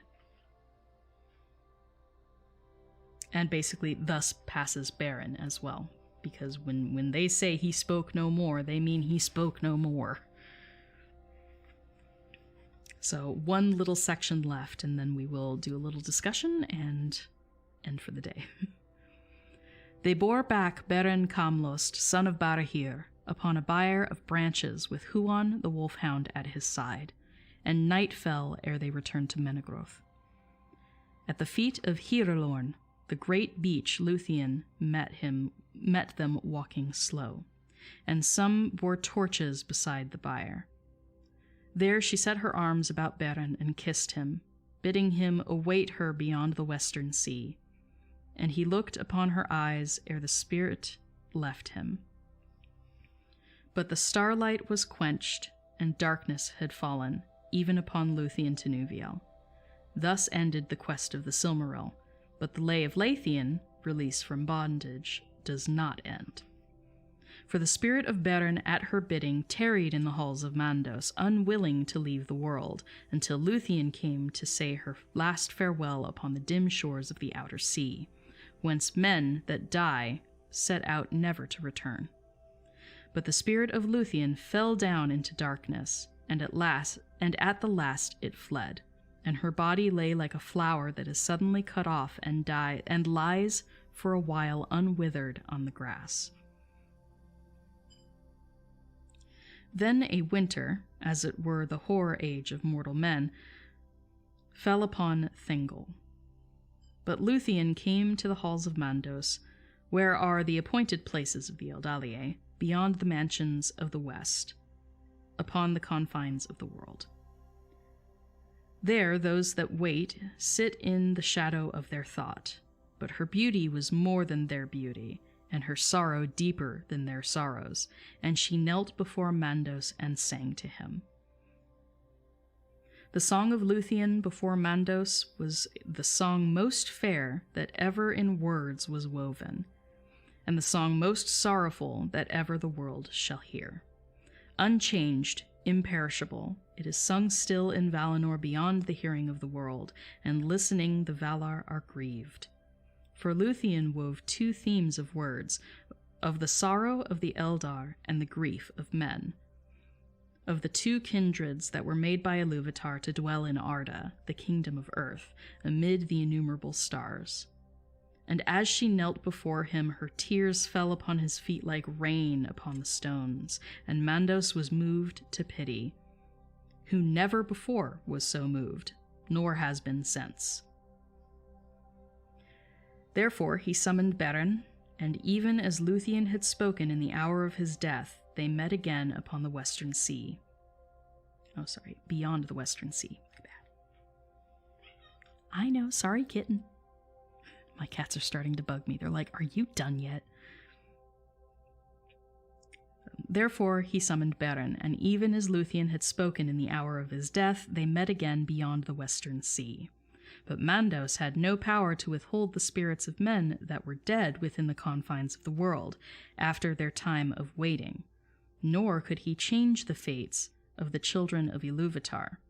He went therefore to Manwë, lord of the Valar, who governed the world under the hand of Ilúvatar. And Manwë sought counsel in his inmost thought, where the will of Ilúvatar was revealed.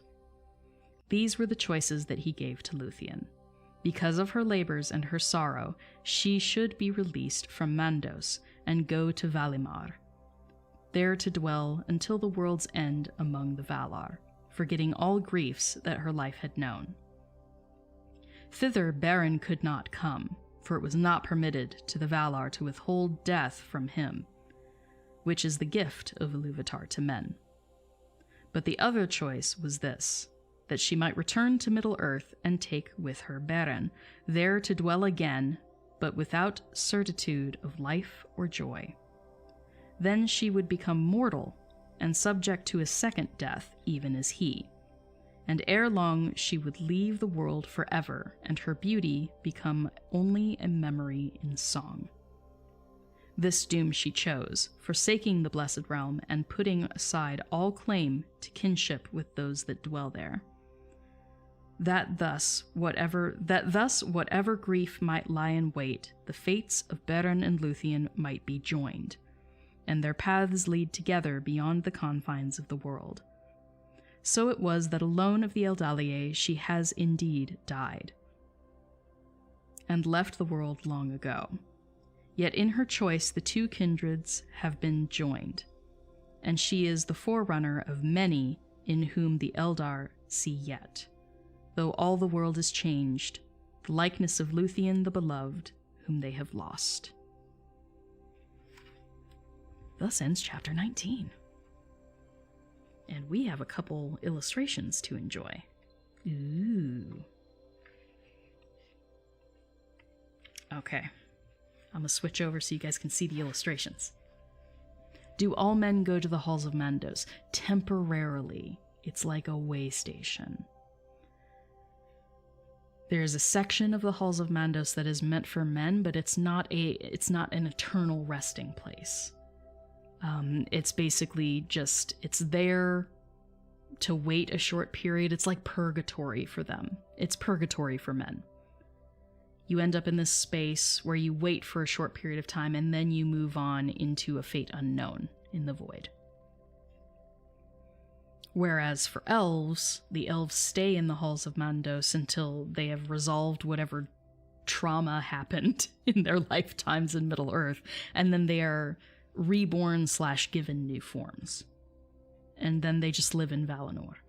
So the option that Luthien was given was to live in Valimar which is basically a city. Valimar is the land of the Valar. And Valmar, without the I, is a city sort of on, like, at the foot of Taniquetil, which is the giant mountain where Varda and Manwë live. Whereas the Halls of Mandos are in the far west, like right near the doors to the outer void, right? Yeah, it's like the bus station. Basically. Just waiting for their ticket to ride. Let's switch the scene over so you guys can see all the pretty drawings, yeah?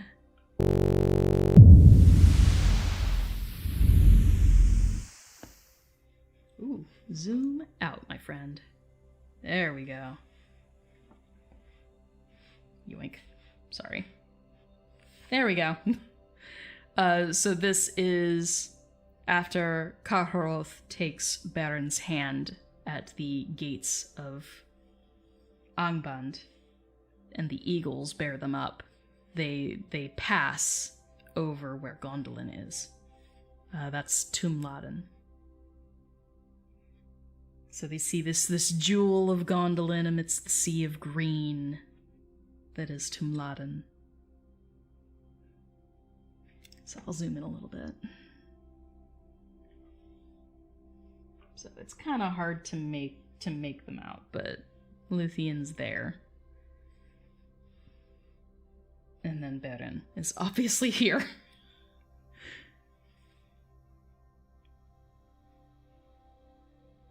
So once again, the eagles come to the rescue.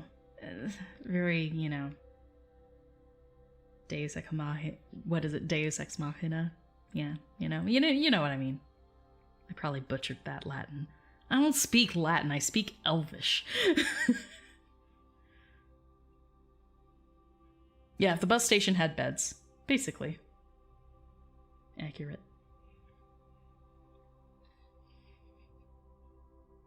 So that is Beren and Luthien being borne by Thorondor and the Eagles back to Doriath.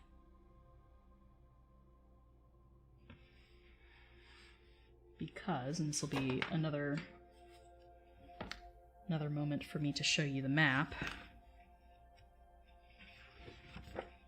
Okay. Because they're coming from up here, right? And so to get back down, they basically fly over this area here, which is the Chrysaegrim, which is where most of the eagles live. And they basically pass over Gondolin on their way back to Menegroth. Menegroth is here.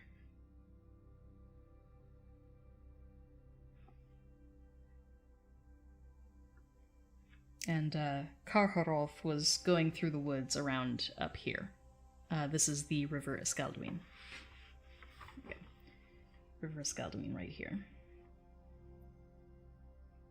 So basically they were at a portion of the river where it meets a bit of a fall. But it's still within the trees. So Wolf was on a rampage. The wolf does get brought down, and Huon is mortally wounded. It's really cute, though, that, he bids farewell to Beren with his last opportunity, because he was only given 3 opportunities to speak with mortal words. And the last one he used just to say goodbye to his human. So sweet. And Beren is, badly wounded and can't really say anything in return, but he puts his hand over and pets him.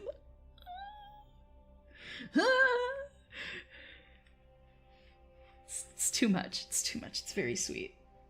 I'm not even a dog person. I'm like, oh, that's really sweet, though.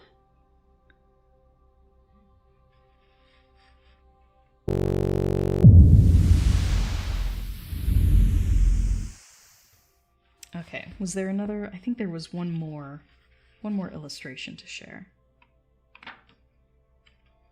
Yes, there is. Okay, my bad. Una más.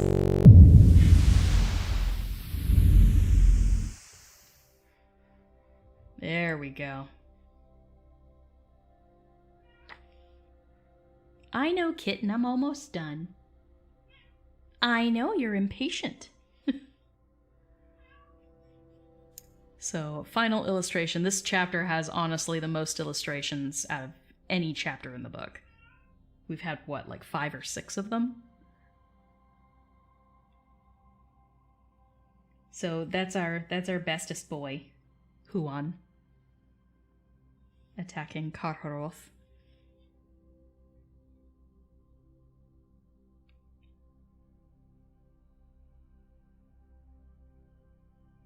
And this would obviously be Beren. Because he's missing his right hand. And he's the one that gets, pounced. And then you have a couple of the elves right here. Wonderful illustration, honestly. And the colors on the screen are not nearly as vibrant as they should be, because this is a really crappy camera. It's just the webcam of an old cell phone that I managed to, jerry-rig. So trust me when I say these pictures are even more beautiful in person. I'm sorry I can't do them justice.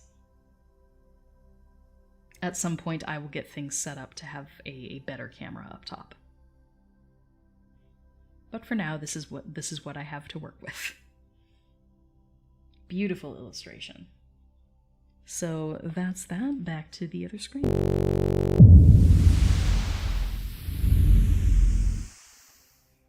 Okay. So it's about that time, which means let's look ahead at what we'll be covering next week. Okay, let's...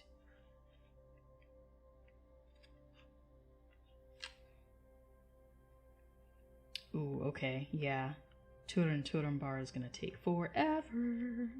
Okay, so next week we will probably just do chapter 20, which is of the 5th battle near Naeth Arnoediad. This is the Battle of Unnumbered Tears. So not a good time, but important battle. It's several pages, but I think it's a little bit less than what we read today. There are a couple illustrations to enjoy, but that'll be chapter 20, so we'll do chapter 20 next week. After that, it will be probably 2 weeks of chapter 21, because chapter 21 is of Turin Turambar. And Turin's story is just as long as Luthien's. Beren and Luthien. 'Tis a sad tale. 'Twas a sad day. But much like Beren and Luthien's, lots of pictures in it. But that goes from... What's the page number? From 188 to 215. So... it's basically 30 pages. Which is about how much Beren and Luthien's chapter was, so it will probably take us 2 weeks to get through that. Unless I just, designate a bigger slot of time for next week, which I could do. If you guys want to hit, not next week, week after. If you guys want to hit Turin Turambar all in one go, that will probably be a much longer live stream.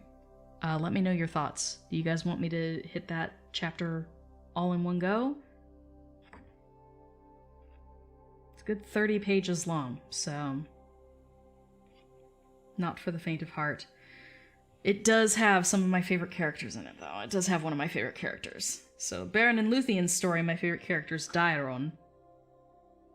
Not necessarily for what he does in the story, but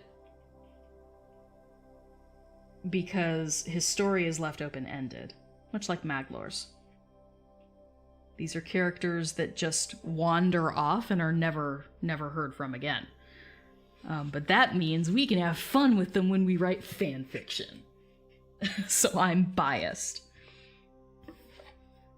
So I always have fun with Daeron of Doriath. And I also have fun with Gwyndor, who is a minor character in Turin Turambar's story. So we'll get to see him in another 2 weeks. Huan is a super sweet character. Weird question. The people who have left Middle-earth, quote-unquote, so to speak, do they sleep wherever they end up, or is it just never-ending day? As in mortal men, we don't know. Their ultimate fate once they pass out of Middle-earth, out of the world as we have encapsulated it in Tolkien's world, once they leave, we don't know what happens to them. It is the unknown fate of men, but it is their gift to die, apparently. So this is one of those lame God has a plan moments, which I freaking hate. I'm like, that's a cop-out. Explain it. Explain your world.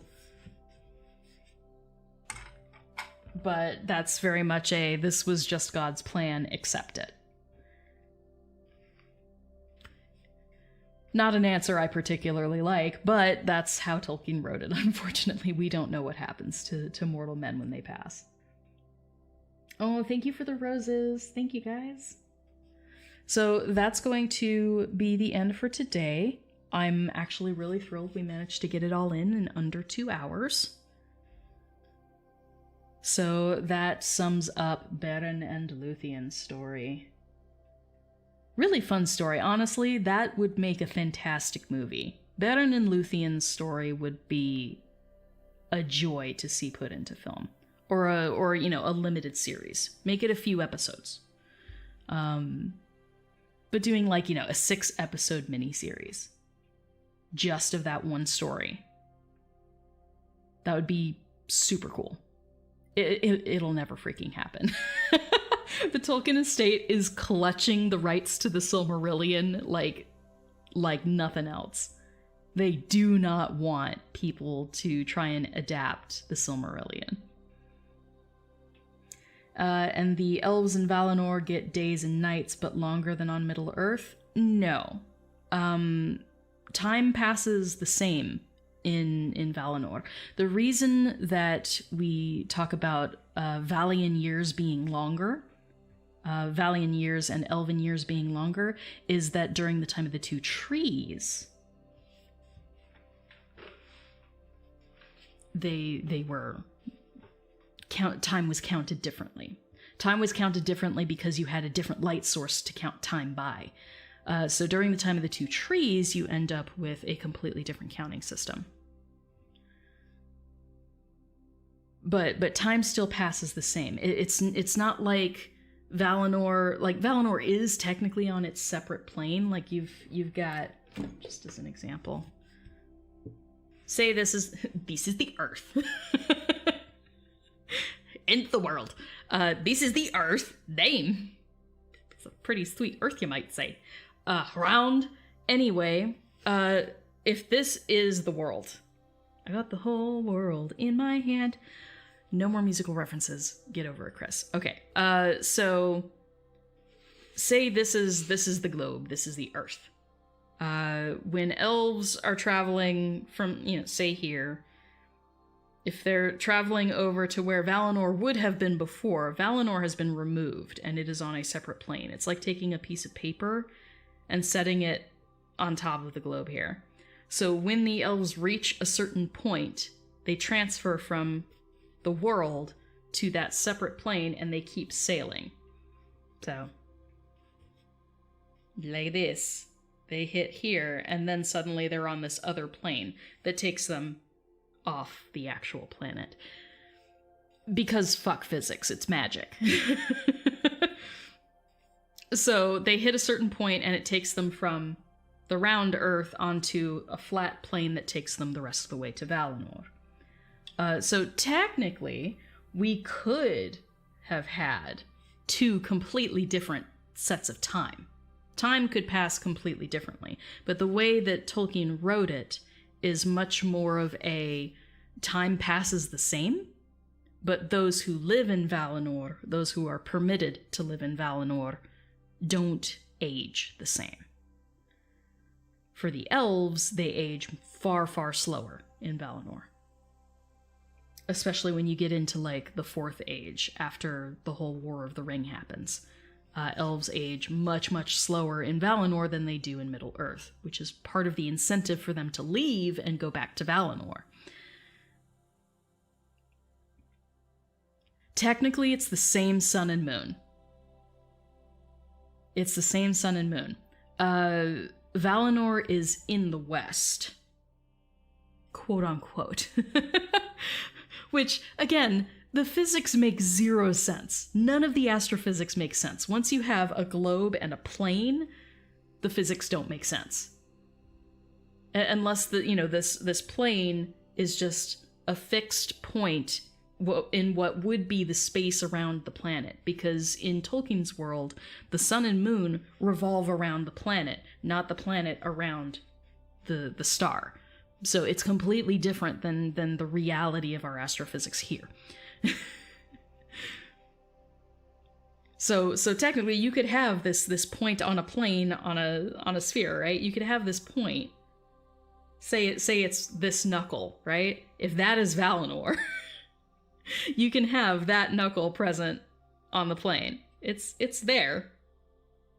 And so you still have the sun and moon rotating around all of this. So the sun and moon still rise in the east and set in the west, which means because of the location of Valinor, they get longer sunsets. If that makes any sense, it's hard to explain. It's hard to visualize. So it is still the sun. It's the same sun and moon that the rest of the world deals with. The mechanics are just a little bit different. But time passes the same in Valinor as it does on Middle-earth. It's just that the aging process does weird things. Right, that's the whole... We don't know for sure. This is complete guessing on our parts, and this is something that we just had fun with on Tolkien Talk.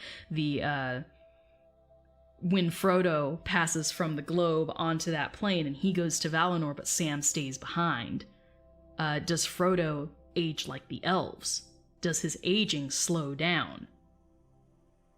So he's still experiencing time the same way. It's still, what is it, like 60 years between when Frodo leaves and then when Sam follows later? Having a gazillion children and grandkids? Sam got busy with Rosie. I think Sam was taking out his grief on his wife. Not that Rose minded, but Rosie was a very sweet woman, and apparently had great endurance physically to bear so many children. Because he had, 13 kids? Crazy. But they experience time the same. So they've both been apart for 60 years, give or take. But Sam has been aging like a normal hobbit on Earth, whereas Frodo is in the Undying Lands, and we don't know if his aging sped up or slowed down. I just think it's a really sweet sentiment that, Frodo stays relatively in the same shape that he left Middle-earth in, except obviously he loses all of his pallor. And he heals. His spirit gets to heal in Valinor. So he's going to look better than ever. He's going to look so much better than before. Yeah, fertility on those hobbits. Yeah, they boink like bunnies, man. They can reproduce. But Frodo's staying young while Sam grows to a ripe old hobbit age. And then Sam comes over and just being able to see Frodo, like, not even exactly as he remembers him, because he remembers Frodo when the weight of the War of the Ring had completely changed him. And so now he comes to the Undying Lands at last as the final ring bearer, and he gets to see Frodo as he should have been.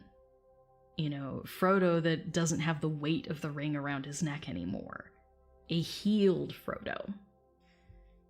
who hasn't aged? Question mark? We're not sure. And just, can you imagine, you know, Frodo welcoming Sam and being able to see the years on Sam and know that Sam lived that lifetime in Middle-earth that Frodo couldn't because he was too broken by bearing the ring as long as he did. He remembers Frodo before the ring. Yes. But when you go through trauma and you see someone deteriorate, it's really hard to get that final image out of your head. I don't say this from direct experience, but the experience of my father. Because my uncle was HIV positive, and AIDS and Kaposi sarcoma took him out. But it was not a swift death. So my father watched my uncle literally waste away before his eyes until he one day caught a pneumonia and passed. Because his T cells were that low. But this was during the AIDS epidemic, when it was at its height in the 80s, in the mid-80s. So, yes, I understand that Frodo, like, Sam would remember what Frodo was before the ring, but getting that image of a deteriorated person whom you love, getting that final image of someone who's been broken out of your head to remember the older version is really difficult. So it would be very, very emotional, I think, for Sam. Oh, thanks, guys. Yeah, my poor dad. Am I Eru right now? Yeah, no. How about no? But thank you. Just started reading Nature of Middle-earth. There's a lot of math in that book. I still have it on my nightstand. I haven't finished it yet. I've been too busy doing content and translations and stuff. I've given myself no time to get through my reading list. Because I want to finish it. I want to read the rest of it. But yeah, the emotion that Sam would feel seeing, like, a whole and happy Frodo again.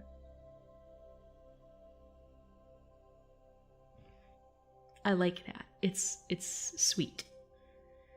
And Frodo feeling so fulfilled and so happy that, you know, even though he couldn't enjoy life in Middle-earth anymore, seeing the evidence that Sam lived and loved and had a family and just had everything that a hobbit would have wanted. All the things that Frodo would have been happy to have, but couldn't enjoy. Being able to see that Sam lived would be very emotional for Frodo too. Like meeting him for the first time again. Exactly. The one difference being, Frodo could go into the halls of Mandos, if permitted, and I think he would be. Frodo could go into the halls of Mandos, into Vaire's area. Vaire, her name literally means weaver.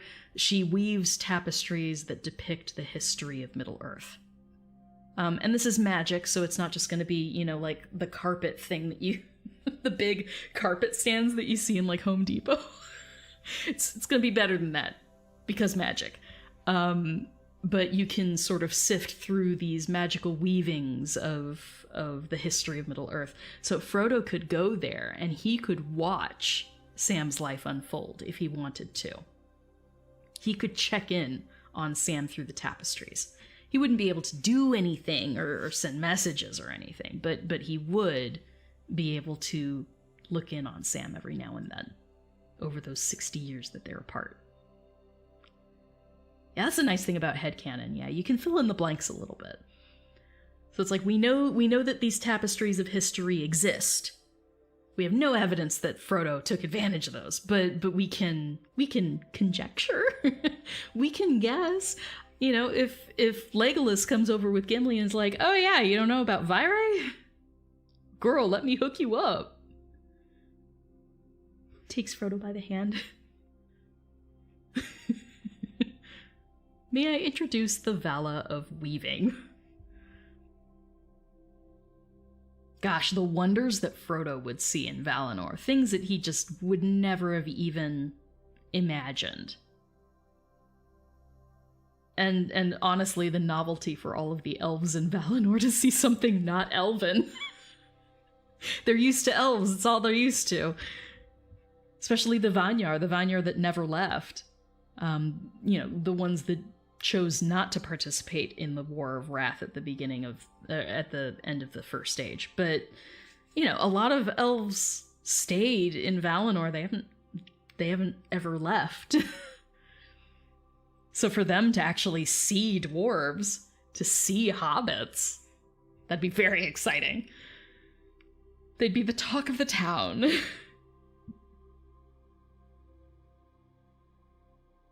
Oh yeah, it doesn't hurt the overall stories, and most people who do fanfic, like myself, we highly respect the original source material. We just have fun with it. It's harmless fun. We're not saying that this is what Tolkien should have written, or that this is what Tolkien meant to write but didn't. Like, we don't make stupid claims like that. We are fully aware of the fact that we're messing with something for fun. And there are conflicting things. Tolkien intended to create a sort of sandbox, if you will, that other artists could come in and play in. He wanted to create this world to give context to his languages, but he wanted to leave the world open enough that other artists could find homes for some of their creative works in that same sandbox, proverbial sandbox. I don't like sand, it's rough and coarse and gets everywhere. Maybe it's not the best metaphor, but you know what I mean.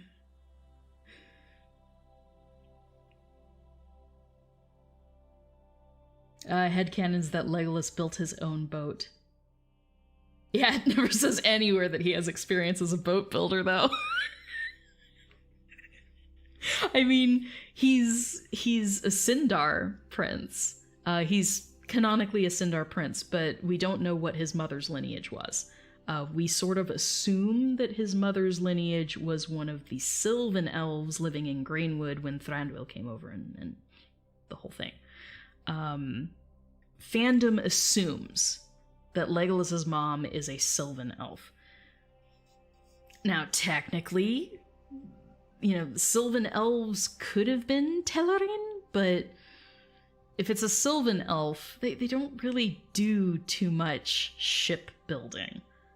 The Galadriel, the Sylvan elves that lived in Lothlorien, they tended to make more boats, and those are the ones that they sailed down the Anduin to the Argonath. Elves can't be good at everything. Not unless they've been alive a really long time and had ample time to just pursue anything they want. Which is basically how it is in Valinor. And it's why Tolkien talks a lot about... he talks a lot about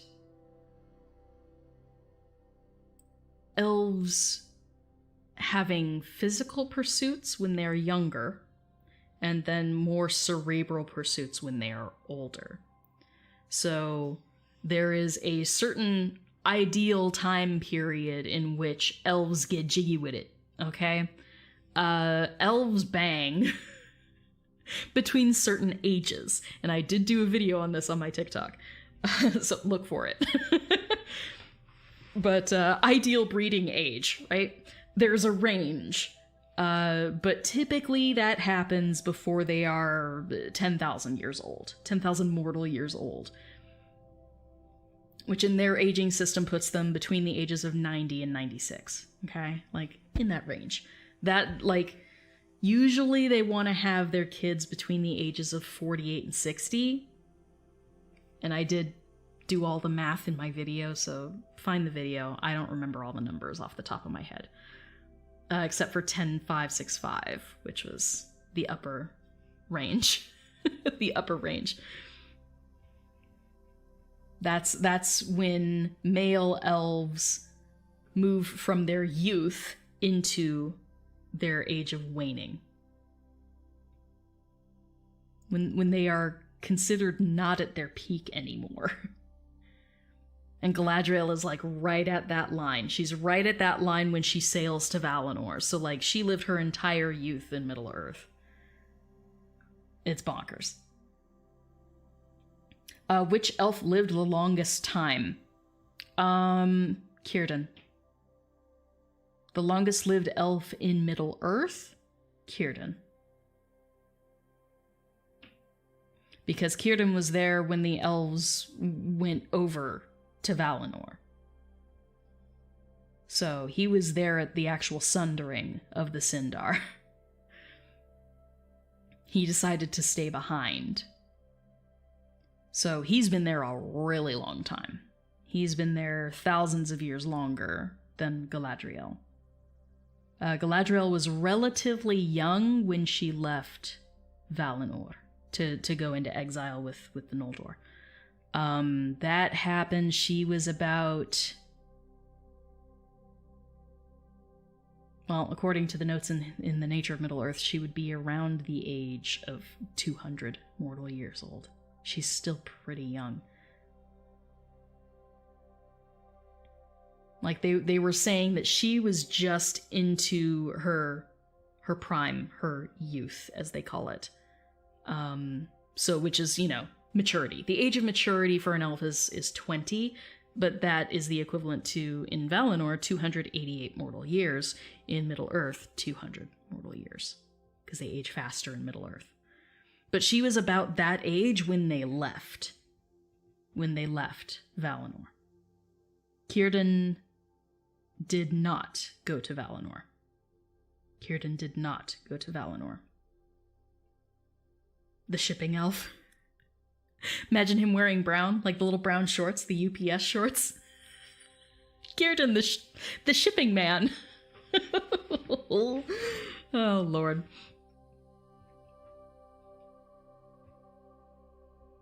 You think the TV series will portray a more flawed aspect of the elves? Yeah, and they should. Elves are flawed.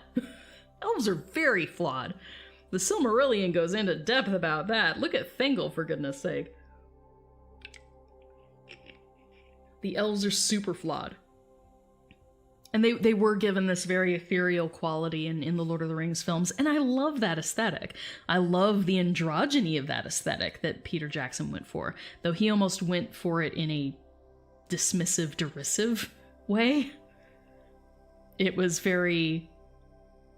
The elves are otherworldly, but we're also kind of laughing at how weird they are. Like, the way he and a lot of the extra actors were just like, and I look like my sister. Ha ha ha ha ha.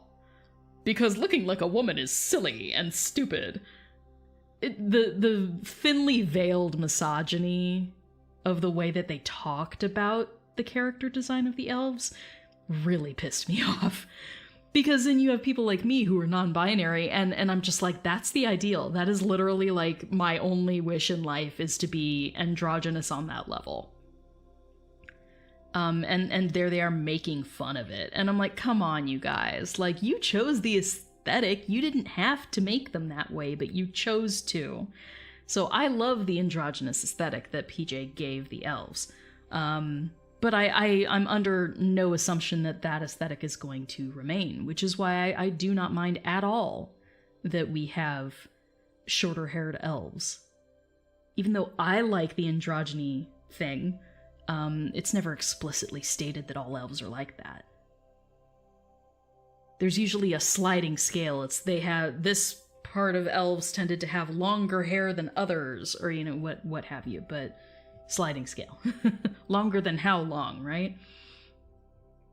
What kind of elf would I be? Ooh, good question.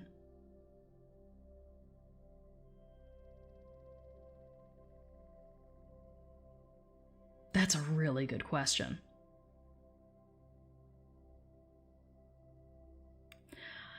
I think, in a perfect world, right? I would probably be one of the sects of the Tellerine. I'm a relatively musical individual, so I feel like that would be a better vibe for me than But then the pursuit of knowledge and skill is what the Noldor are all about. I don't know. Maybe I'd be of mixed heritage. I'd be a mix. Total cop out of an answer, but I'd probably be a mix. Like having a Noldoran mother and like a Nandor Sylvan father. Because once they die in Middle-earth, they get reborn in Valinor and everyone starts mixing, okay? But I don't know. The headcanon that I have for, like, the Sylvan elves is very attractive to me. Which is, you know, slightly on the wild and free side of things. You know, piercings, tattoos, rowdy parties. An annual hunt where everyone gets naked and they have ribbons and, you know, the prey run and then the predators run after them, and if you catch your prey, you get to have them for the entire night. That sounds like fun. In theory. In theory. Because, again, I am an egosexual. Everything sounds great in theory, but you put me in a real-life situation and I'm like, nope. Nope. I don't want it to be about me. And that is because trauma. Getting a follower of Feanor vibe from me. Hey guys, just because I wrote the family Feanor does not mean I support the Feanorians. Why do dwarves use axes if they're masters of stone? Is it because the elves live in trees? That is, I've heard that. I think it was a quote from someone who was talking specifically about D&D, but it holds true. The reason that they would use axes is because they need wood to fuel their fires. Their forge fires need wood. You chop wood with axes. So it makes sense that just from a utilitarian perspective, they would be really good at wielding axes because they need to fuel their fires. But also hammers. Hammers would make perfect sense too, as weapons. Maces and battle hammers. The dwarves would totally approve. Getting a follow... yeah, follow of Feanor. Yeah, no. I do need to call this to an end pretty soon, you guys. I need to eat something, and then I have a house meeting with my sibling and their waifu. Which were the elves that never went to Valinor when the Valar invited all of the elves way back when? Okay, so I do have a video on this as well. I'm like, look at the old videos on TikTok. I reposted it recently, so it's pretty close to the top now. Basically, the Calaquendi are the elves who saw the two trees in Valinor. The Morroquendi are those who did not. The only Sindar elf to have ever seen the two trees is King Thingol, whom we read about a bit today. King Thingol was one of the original elves who was taken over to Valinor and then brought back and then convinced everyone else to go to Valinor. But Thingol, after he got back, he got lost in the woods, found Melian, went into a trance for ages, and never went to Valinor again. Except, you know, the obvious when he dies and gets reborn. Then he'll be in Valinor, but he didn't actually travel to Valinor anymore. But the ones that never went to Valinor would be the Nandor and the Sindar. Nandor/Sylvan, because over a period of time they then become known as the Sylvan.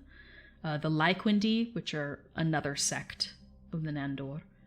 And then the Sindar, which are the ones who got all the way into Beleriand, but chose to stay because they couldn't find King Thingol. And they were like, it's not worth it.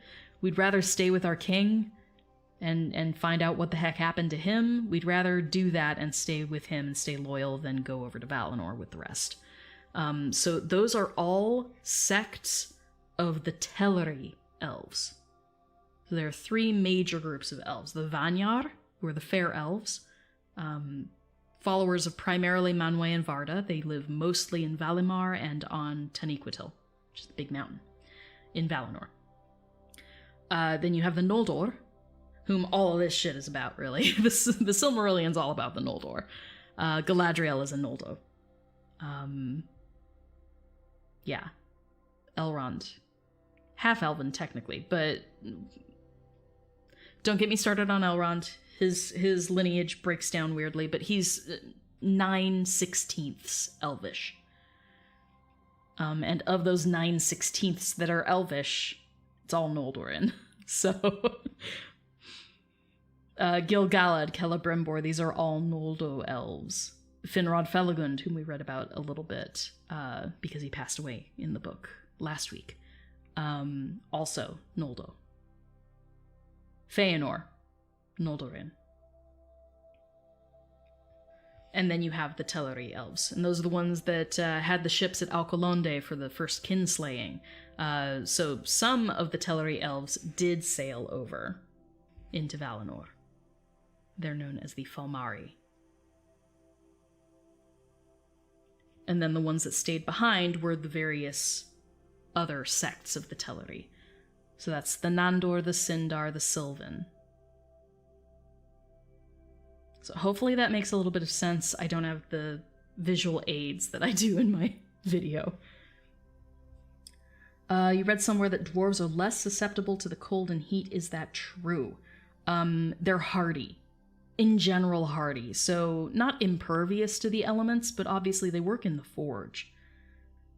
I don't think it would go so far as they took it in the Hobbit films, where they're, on metal sleds in molten lava, and they're fine. I don't think that would be accurate. But being slightly more resistant than humans, yeah, they've got thick skin. So I would assume that dwarves are hardy folk and less susceptible to cold and heat. Whereas elves are relatively impervious to both. They can feel cold and they can feel blistering heat, but it won't necessarily bother them until it's doing harm to them. So Legolas walking on the snow because elves are super light, because magic, mixed with him not really feeling the cold, which is why you see in the movie, I liked that Peter Jackson took that detail, because in the movie, when they are on Caradhras, everyone's all bundled up in the snowstorm and Legolas is just walking on the snow in his normal clothing because he doesn't feel the cold. Or he feels it, but it doesn't bother him. Just like elves can go for a very long period of time without food and water because they aren't mortal in that way. They don't need those things the same way that humans do.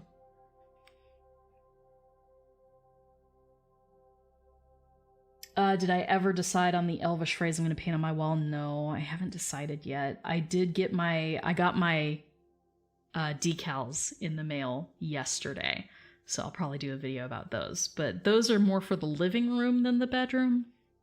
I'm still debating. I don't know. I don't know if I want to do a big quote or if I just want to do something that will show up on my live streams and do big, elf boy in Elvish. Just so it's behind me in my live streams. Though the angle that I'm at here is more this wall than my actual focal wall over here. So, I don't know. I haven't figured it out yet. I'm still thinking about it. I'm also kind of waiting for my sister to do the painting that she's going to do for me. Because my sister's going to do a multi-panel painting that's sort of like the Northern Lights, but abstract. So Aurora Borealis, but abstract. And that's going to be the focal point of the entire wall. So I kind of want to wait for knowing the dimensions of the panels that she's going to paint so that I know how much space I actually have to work with. It does me no good to put a bunch of stuff on the wall if it then gets covered, right?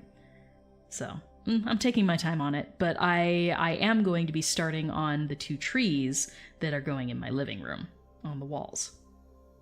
And that's a whole other project.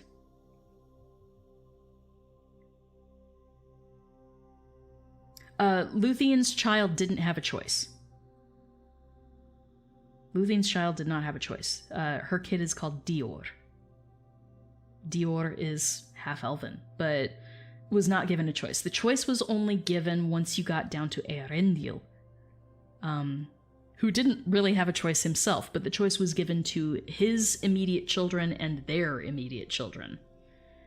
So his immediate children were Elrond and Elros, and then Elrond and Elros's immediate children got the choice too. So that's Elladan, Elrohir, Arwen for Elrond, and Vardamir for Elros. Those are the only ones who got the choice. They got to choose. That is all. Dior, he must have smelled nice. But well done. That was good. That was good. I approve. I approve of that. Yeah. So I will have to do a couple videos of the walls that I'm doing in my living room. My living room is meant to be more Lycanon, which is...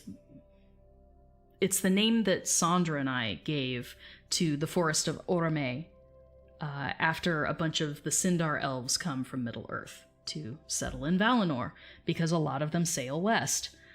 So once you have this huge influx of Sindar elves, Thranduil, in my head, would very much want to have his own realm. He would not want to be, a subject of another king. He doesn't roll like that.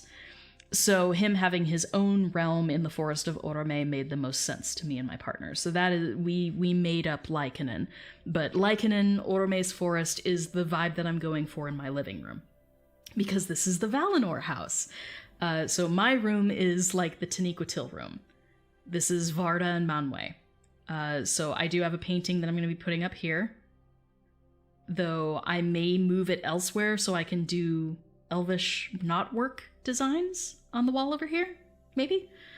But this is going to be my Starscape wall over here. With Elvish and stuff.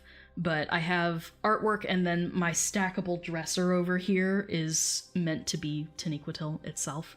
I put lighting on the back of it so that now it lights up and I can do visual effects against the wall there.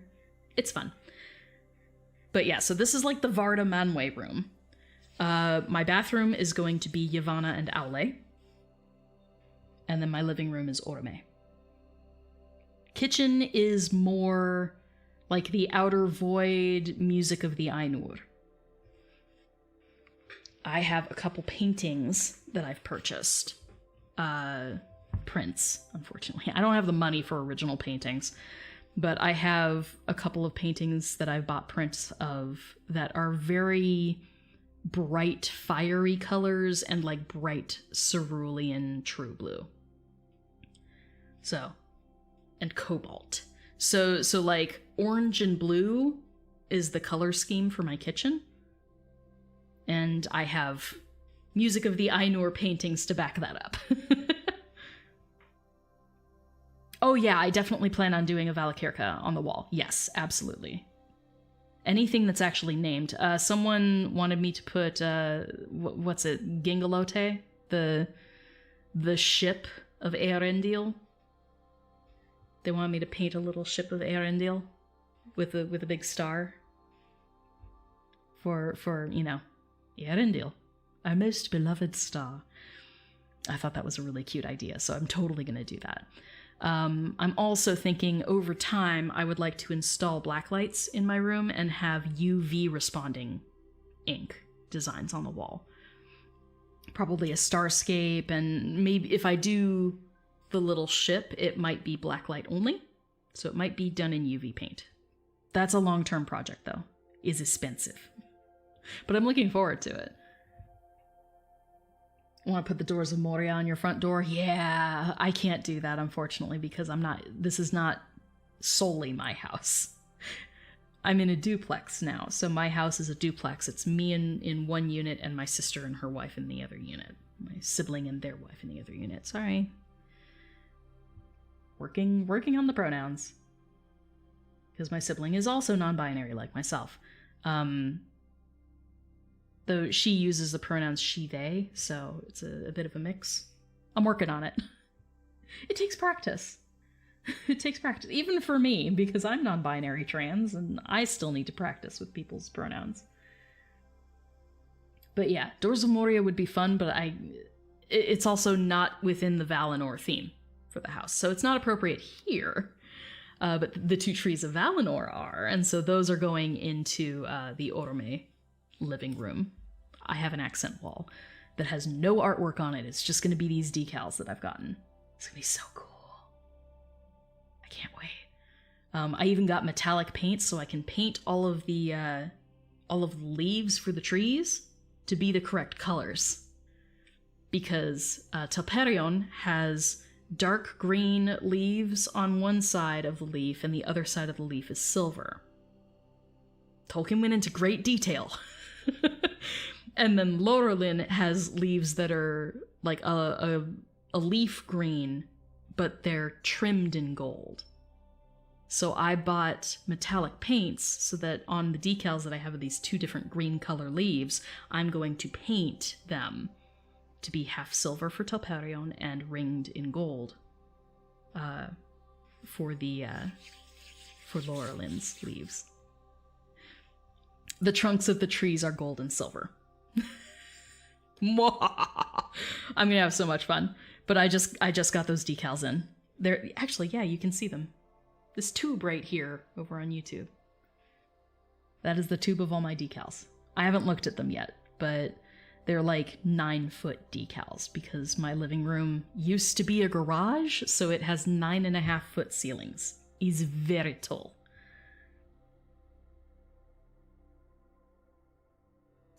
Yes, I'm not using glow-in-the-dark paint because I'm light sensitive. It would keep me up at night.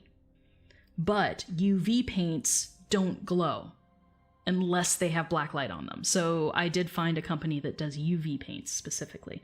So then they wouldn't glow in the dark, but if you shine a black light on them, you'd be able to see things suddenly that's clear otherwise on the wall. So you can have fun with it. It'll take forever to get that far, but long-term projects. I'm not made of money. But the more of these projects that I do for awesome YouTubers, the more people who commission me to do songs in Elvish, the sooner I can do that stuff. I'm excited. So upcoming project with Cammy Cat. I've written all of the lyrics for the song she wanted me to translate into Elvish. I've done that.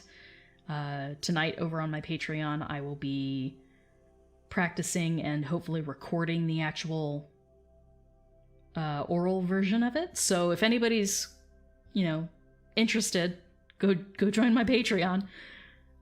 You don't have to join a very high tier to get access to the lenses, and that's what I've been posting my little updates on, and the occasional actual blog post. But the lenses are only there for 24 hours, so if you want updates while I'm working on this stuff, that's the way to follow me. They get all the background stuff. What are my pronouns? I'm pronoun ambivalent. I don't care. You can use literally any pronouns for me and I will not care. As long as you're, not an asshole. If you feel the need to settle on something specific, go ahead and use they, them. But I truly don't care because I know I present female, even though I identify more masculine. But my goal is androgyny. So I don't care. I don't care about pronouns for me personally. But thank you. Thank you for asking. I appreciate the attention to that. Oh yeah. Having my family close is really nice. They support me in my grief. I support them because my sibling and their wife are both chronically ill. So I have a lot of experience with that because my partner was chronically ill until she passed away. So there's a certain understanding between all of us, and we're all here to support each other. Luckily, we get along really well, so it's great. It's good to have the support if we need the support, but also having our own separate spaces. Elvish pronouns. Ooh, okay, that's a whole other discussion I do not have time for today because there are Elvish pronouns for everything. I'll have to do a couple of those. Your Elvish pronouns, and we'll do he, him, she, her, and they, them. That would be fun. I'll totally do that. I'm gonna write that down. I'll write that down before I forget. That's a fun idea. Your Elvish pronouns. Totally writing it down. I've got a lot of ideas that I just haven't had the time to film.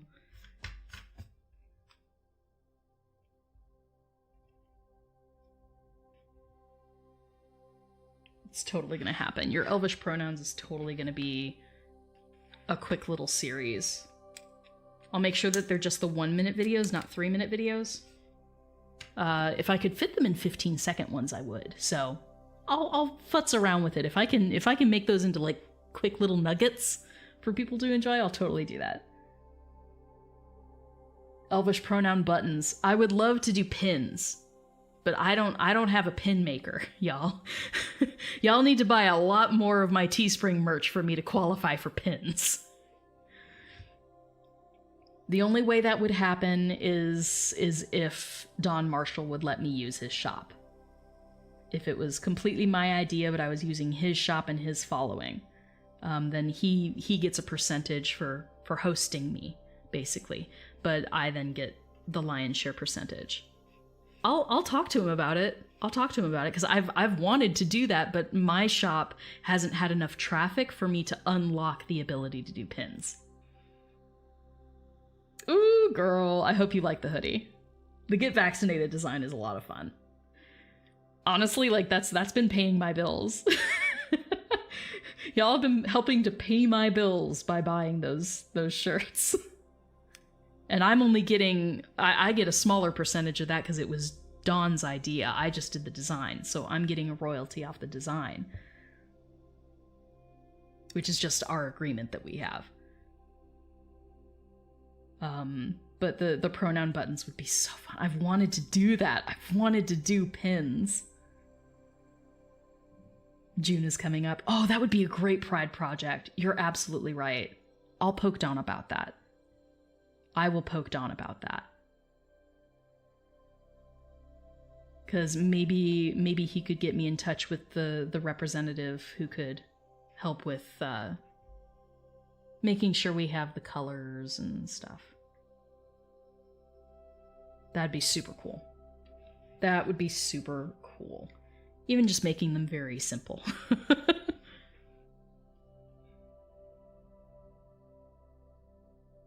Hey, 100 messages on Restream. Hey, nice. Thank you for being an active chat. I appreciate that. Yeah, everyone loves pins. I have an entire Tolkien pin collection. I'm a bit crazy when it comes to pins. It started with Disney, and it just spiraled into completely different venues. I collect Cirque du Soleil pins, and I collect Tolkien pins. Like, my wish list on Etsy is like 3/4 pins. I would love to make pronoun pins. Elvish pronoun pins. I'll take that to Don. We'll see what he says. That's a great idea. That's the only way it would happen, though, is if Don would work with me. Which would be very generous of him. He's got a lot going on, you guys. Like, dude is busy. This has become almost a full-time thing for him, and he's still holding down a day job. I don't know how he manages. But dude is, like, in contact with Sean Astin now. What the fuck? That's so awesome. I'm so happy for him. I wish I was there with him. But it's not like, it's not malicious jealousy. It's, oh my god, I wish I could do the same things that you're getting to do. But I begrudge him not a thing. Not a thing. He is an amazing human, and I'm so happy that he's getting all these opportunities. It's so exciting. I do have a P.O. box, but there's been an issue with it lately. So hold off on that. I need to alter it on my website. My website still has my old P.O. box, and it's not active anymore. If you get things returned to sender, I apologize. I'm working on it. I do have a P.O. box, but the last thing that someone tried to send to me, because I have a friend in Florida who tried to send me something, it got returned to sender, and it said that it was inactive. And I'm like, what? Like, I'm paying for it, so what the hell? but my post office here is a hot mess right now. I'm still waiting on mail keys, and I've been here for like 2 months now. I've been here like a month and a half, and I still don't have mail keys. Because we don't have individual mailboxes in this area. It's a community mailbox, so we have keys. They haven't managed to change the locks and give me mail keys for the last 2 months. Bonkers. Would dwarves have pronouns considering the male and female ratio? I don't know. Tolkien never went into that. He didn't develop Dwarvish as a language very much, so I don't have an answer. I wish I did. Okay, this discussion has gone on like 40 minutes longer than I intended it to. Yeah, I don't know. I don't know what it is with the post office here, but I'll probably go sometime this upcoming week and try to get some information out of them. But definitely need to figure out what the heck is up with my PO box, because I am paying for that. It should be active. But tell you what, easiest thing for you to do, go onto my website, elfboy.com, elf-boi.com. Go onto my website, sign up for my mailing list. Not only do you get a free PDF out of that teaches you how to write English stuff in Elvish. Always fun. But in addition to that, if you're signed up for my mailing list, once I get my P.O. box active, I can send a message to everyone on my mailing list just letting you guys know that it's active. And then you'll have the information. That's the easy way for me to be able to contact you and say, here it is, without having a gazillion separate messages in, like, the abyss that is my Instagram messages right now. I just recently commented back on Instagram messages that were, like, 3 months old. So it really is an abyss on Instagram. It's so difficult to keep my messages straight over there, which is why I have a contact button on my website, because all of that goes to a separate email account so I can keep track of everything. But yes, if you want P.O. box information, go ahead and sign up for my mailing list on my website. That would be perfect. And once I get things sorted, I will send a message to everyone. I also need to switch over my Lord of the Rings essential oils from pre-order onto normal listings. Again, just haven't had the time. Too busy getting paid. It's on the to-do list, though. I'll make an effort. I'll make an effort this week. I really need to go, you guys. I have a house meeting in like 15 minutes, and I haven't eaten yet today, so let's fix that. Thank you all for being here. Yay for Silmarillion Saturday. Next week we'll be doing the Nirnaeth Arnoedia, the fifth battle, which is chapter 20. So we'll hit that next week, and then the following week we will start on Turin Turambar. If I allocate more time, we will be able to do the entirety of that chapter in one stream, but it will be a long stream. Just giving you the heads up. So shout out to everyone who is a patron on my Patreon. I see you, Shadow Pilgrim. Thank you. Shadow Pilgrim happens to be one of my patrons. Thank you for being supportive. I love you guys. If you want updates on the Elvish song that I'm working on for Camicat, join the Patreon. I'll also be finishing up. I do have all of the background images compiled in order to do my family Feanor thing, so that will probably be previewed over on my Patreon as well. I got a lot of plates spinning right now, you guys. I'm working on it. But thank you to my patrons. I appreciate all you guys.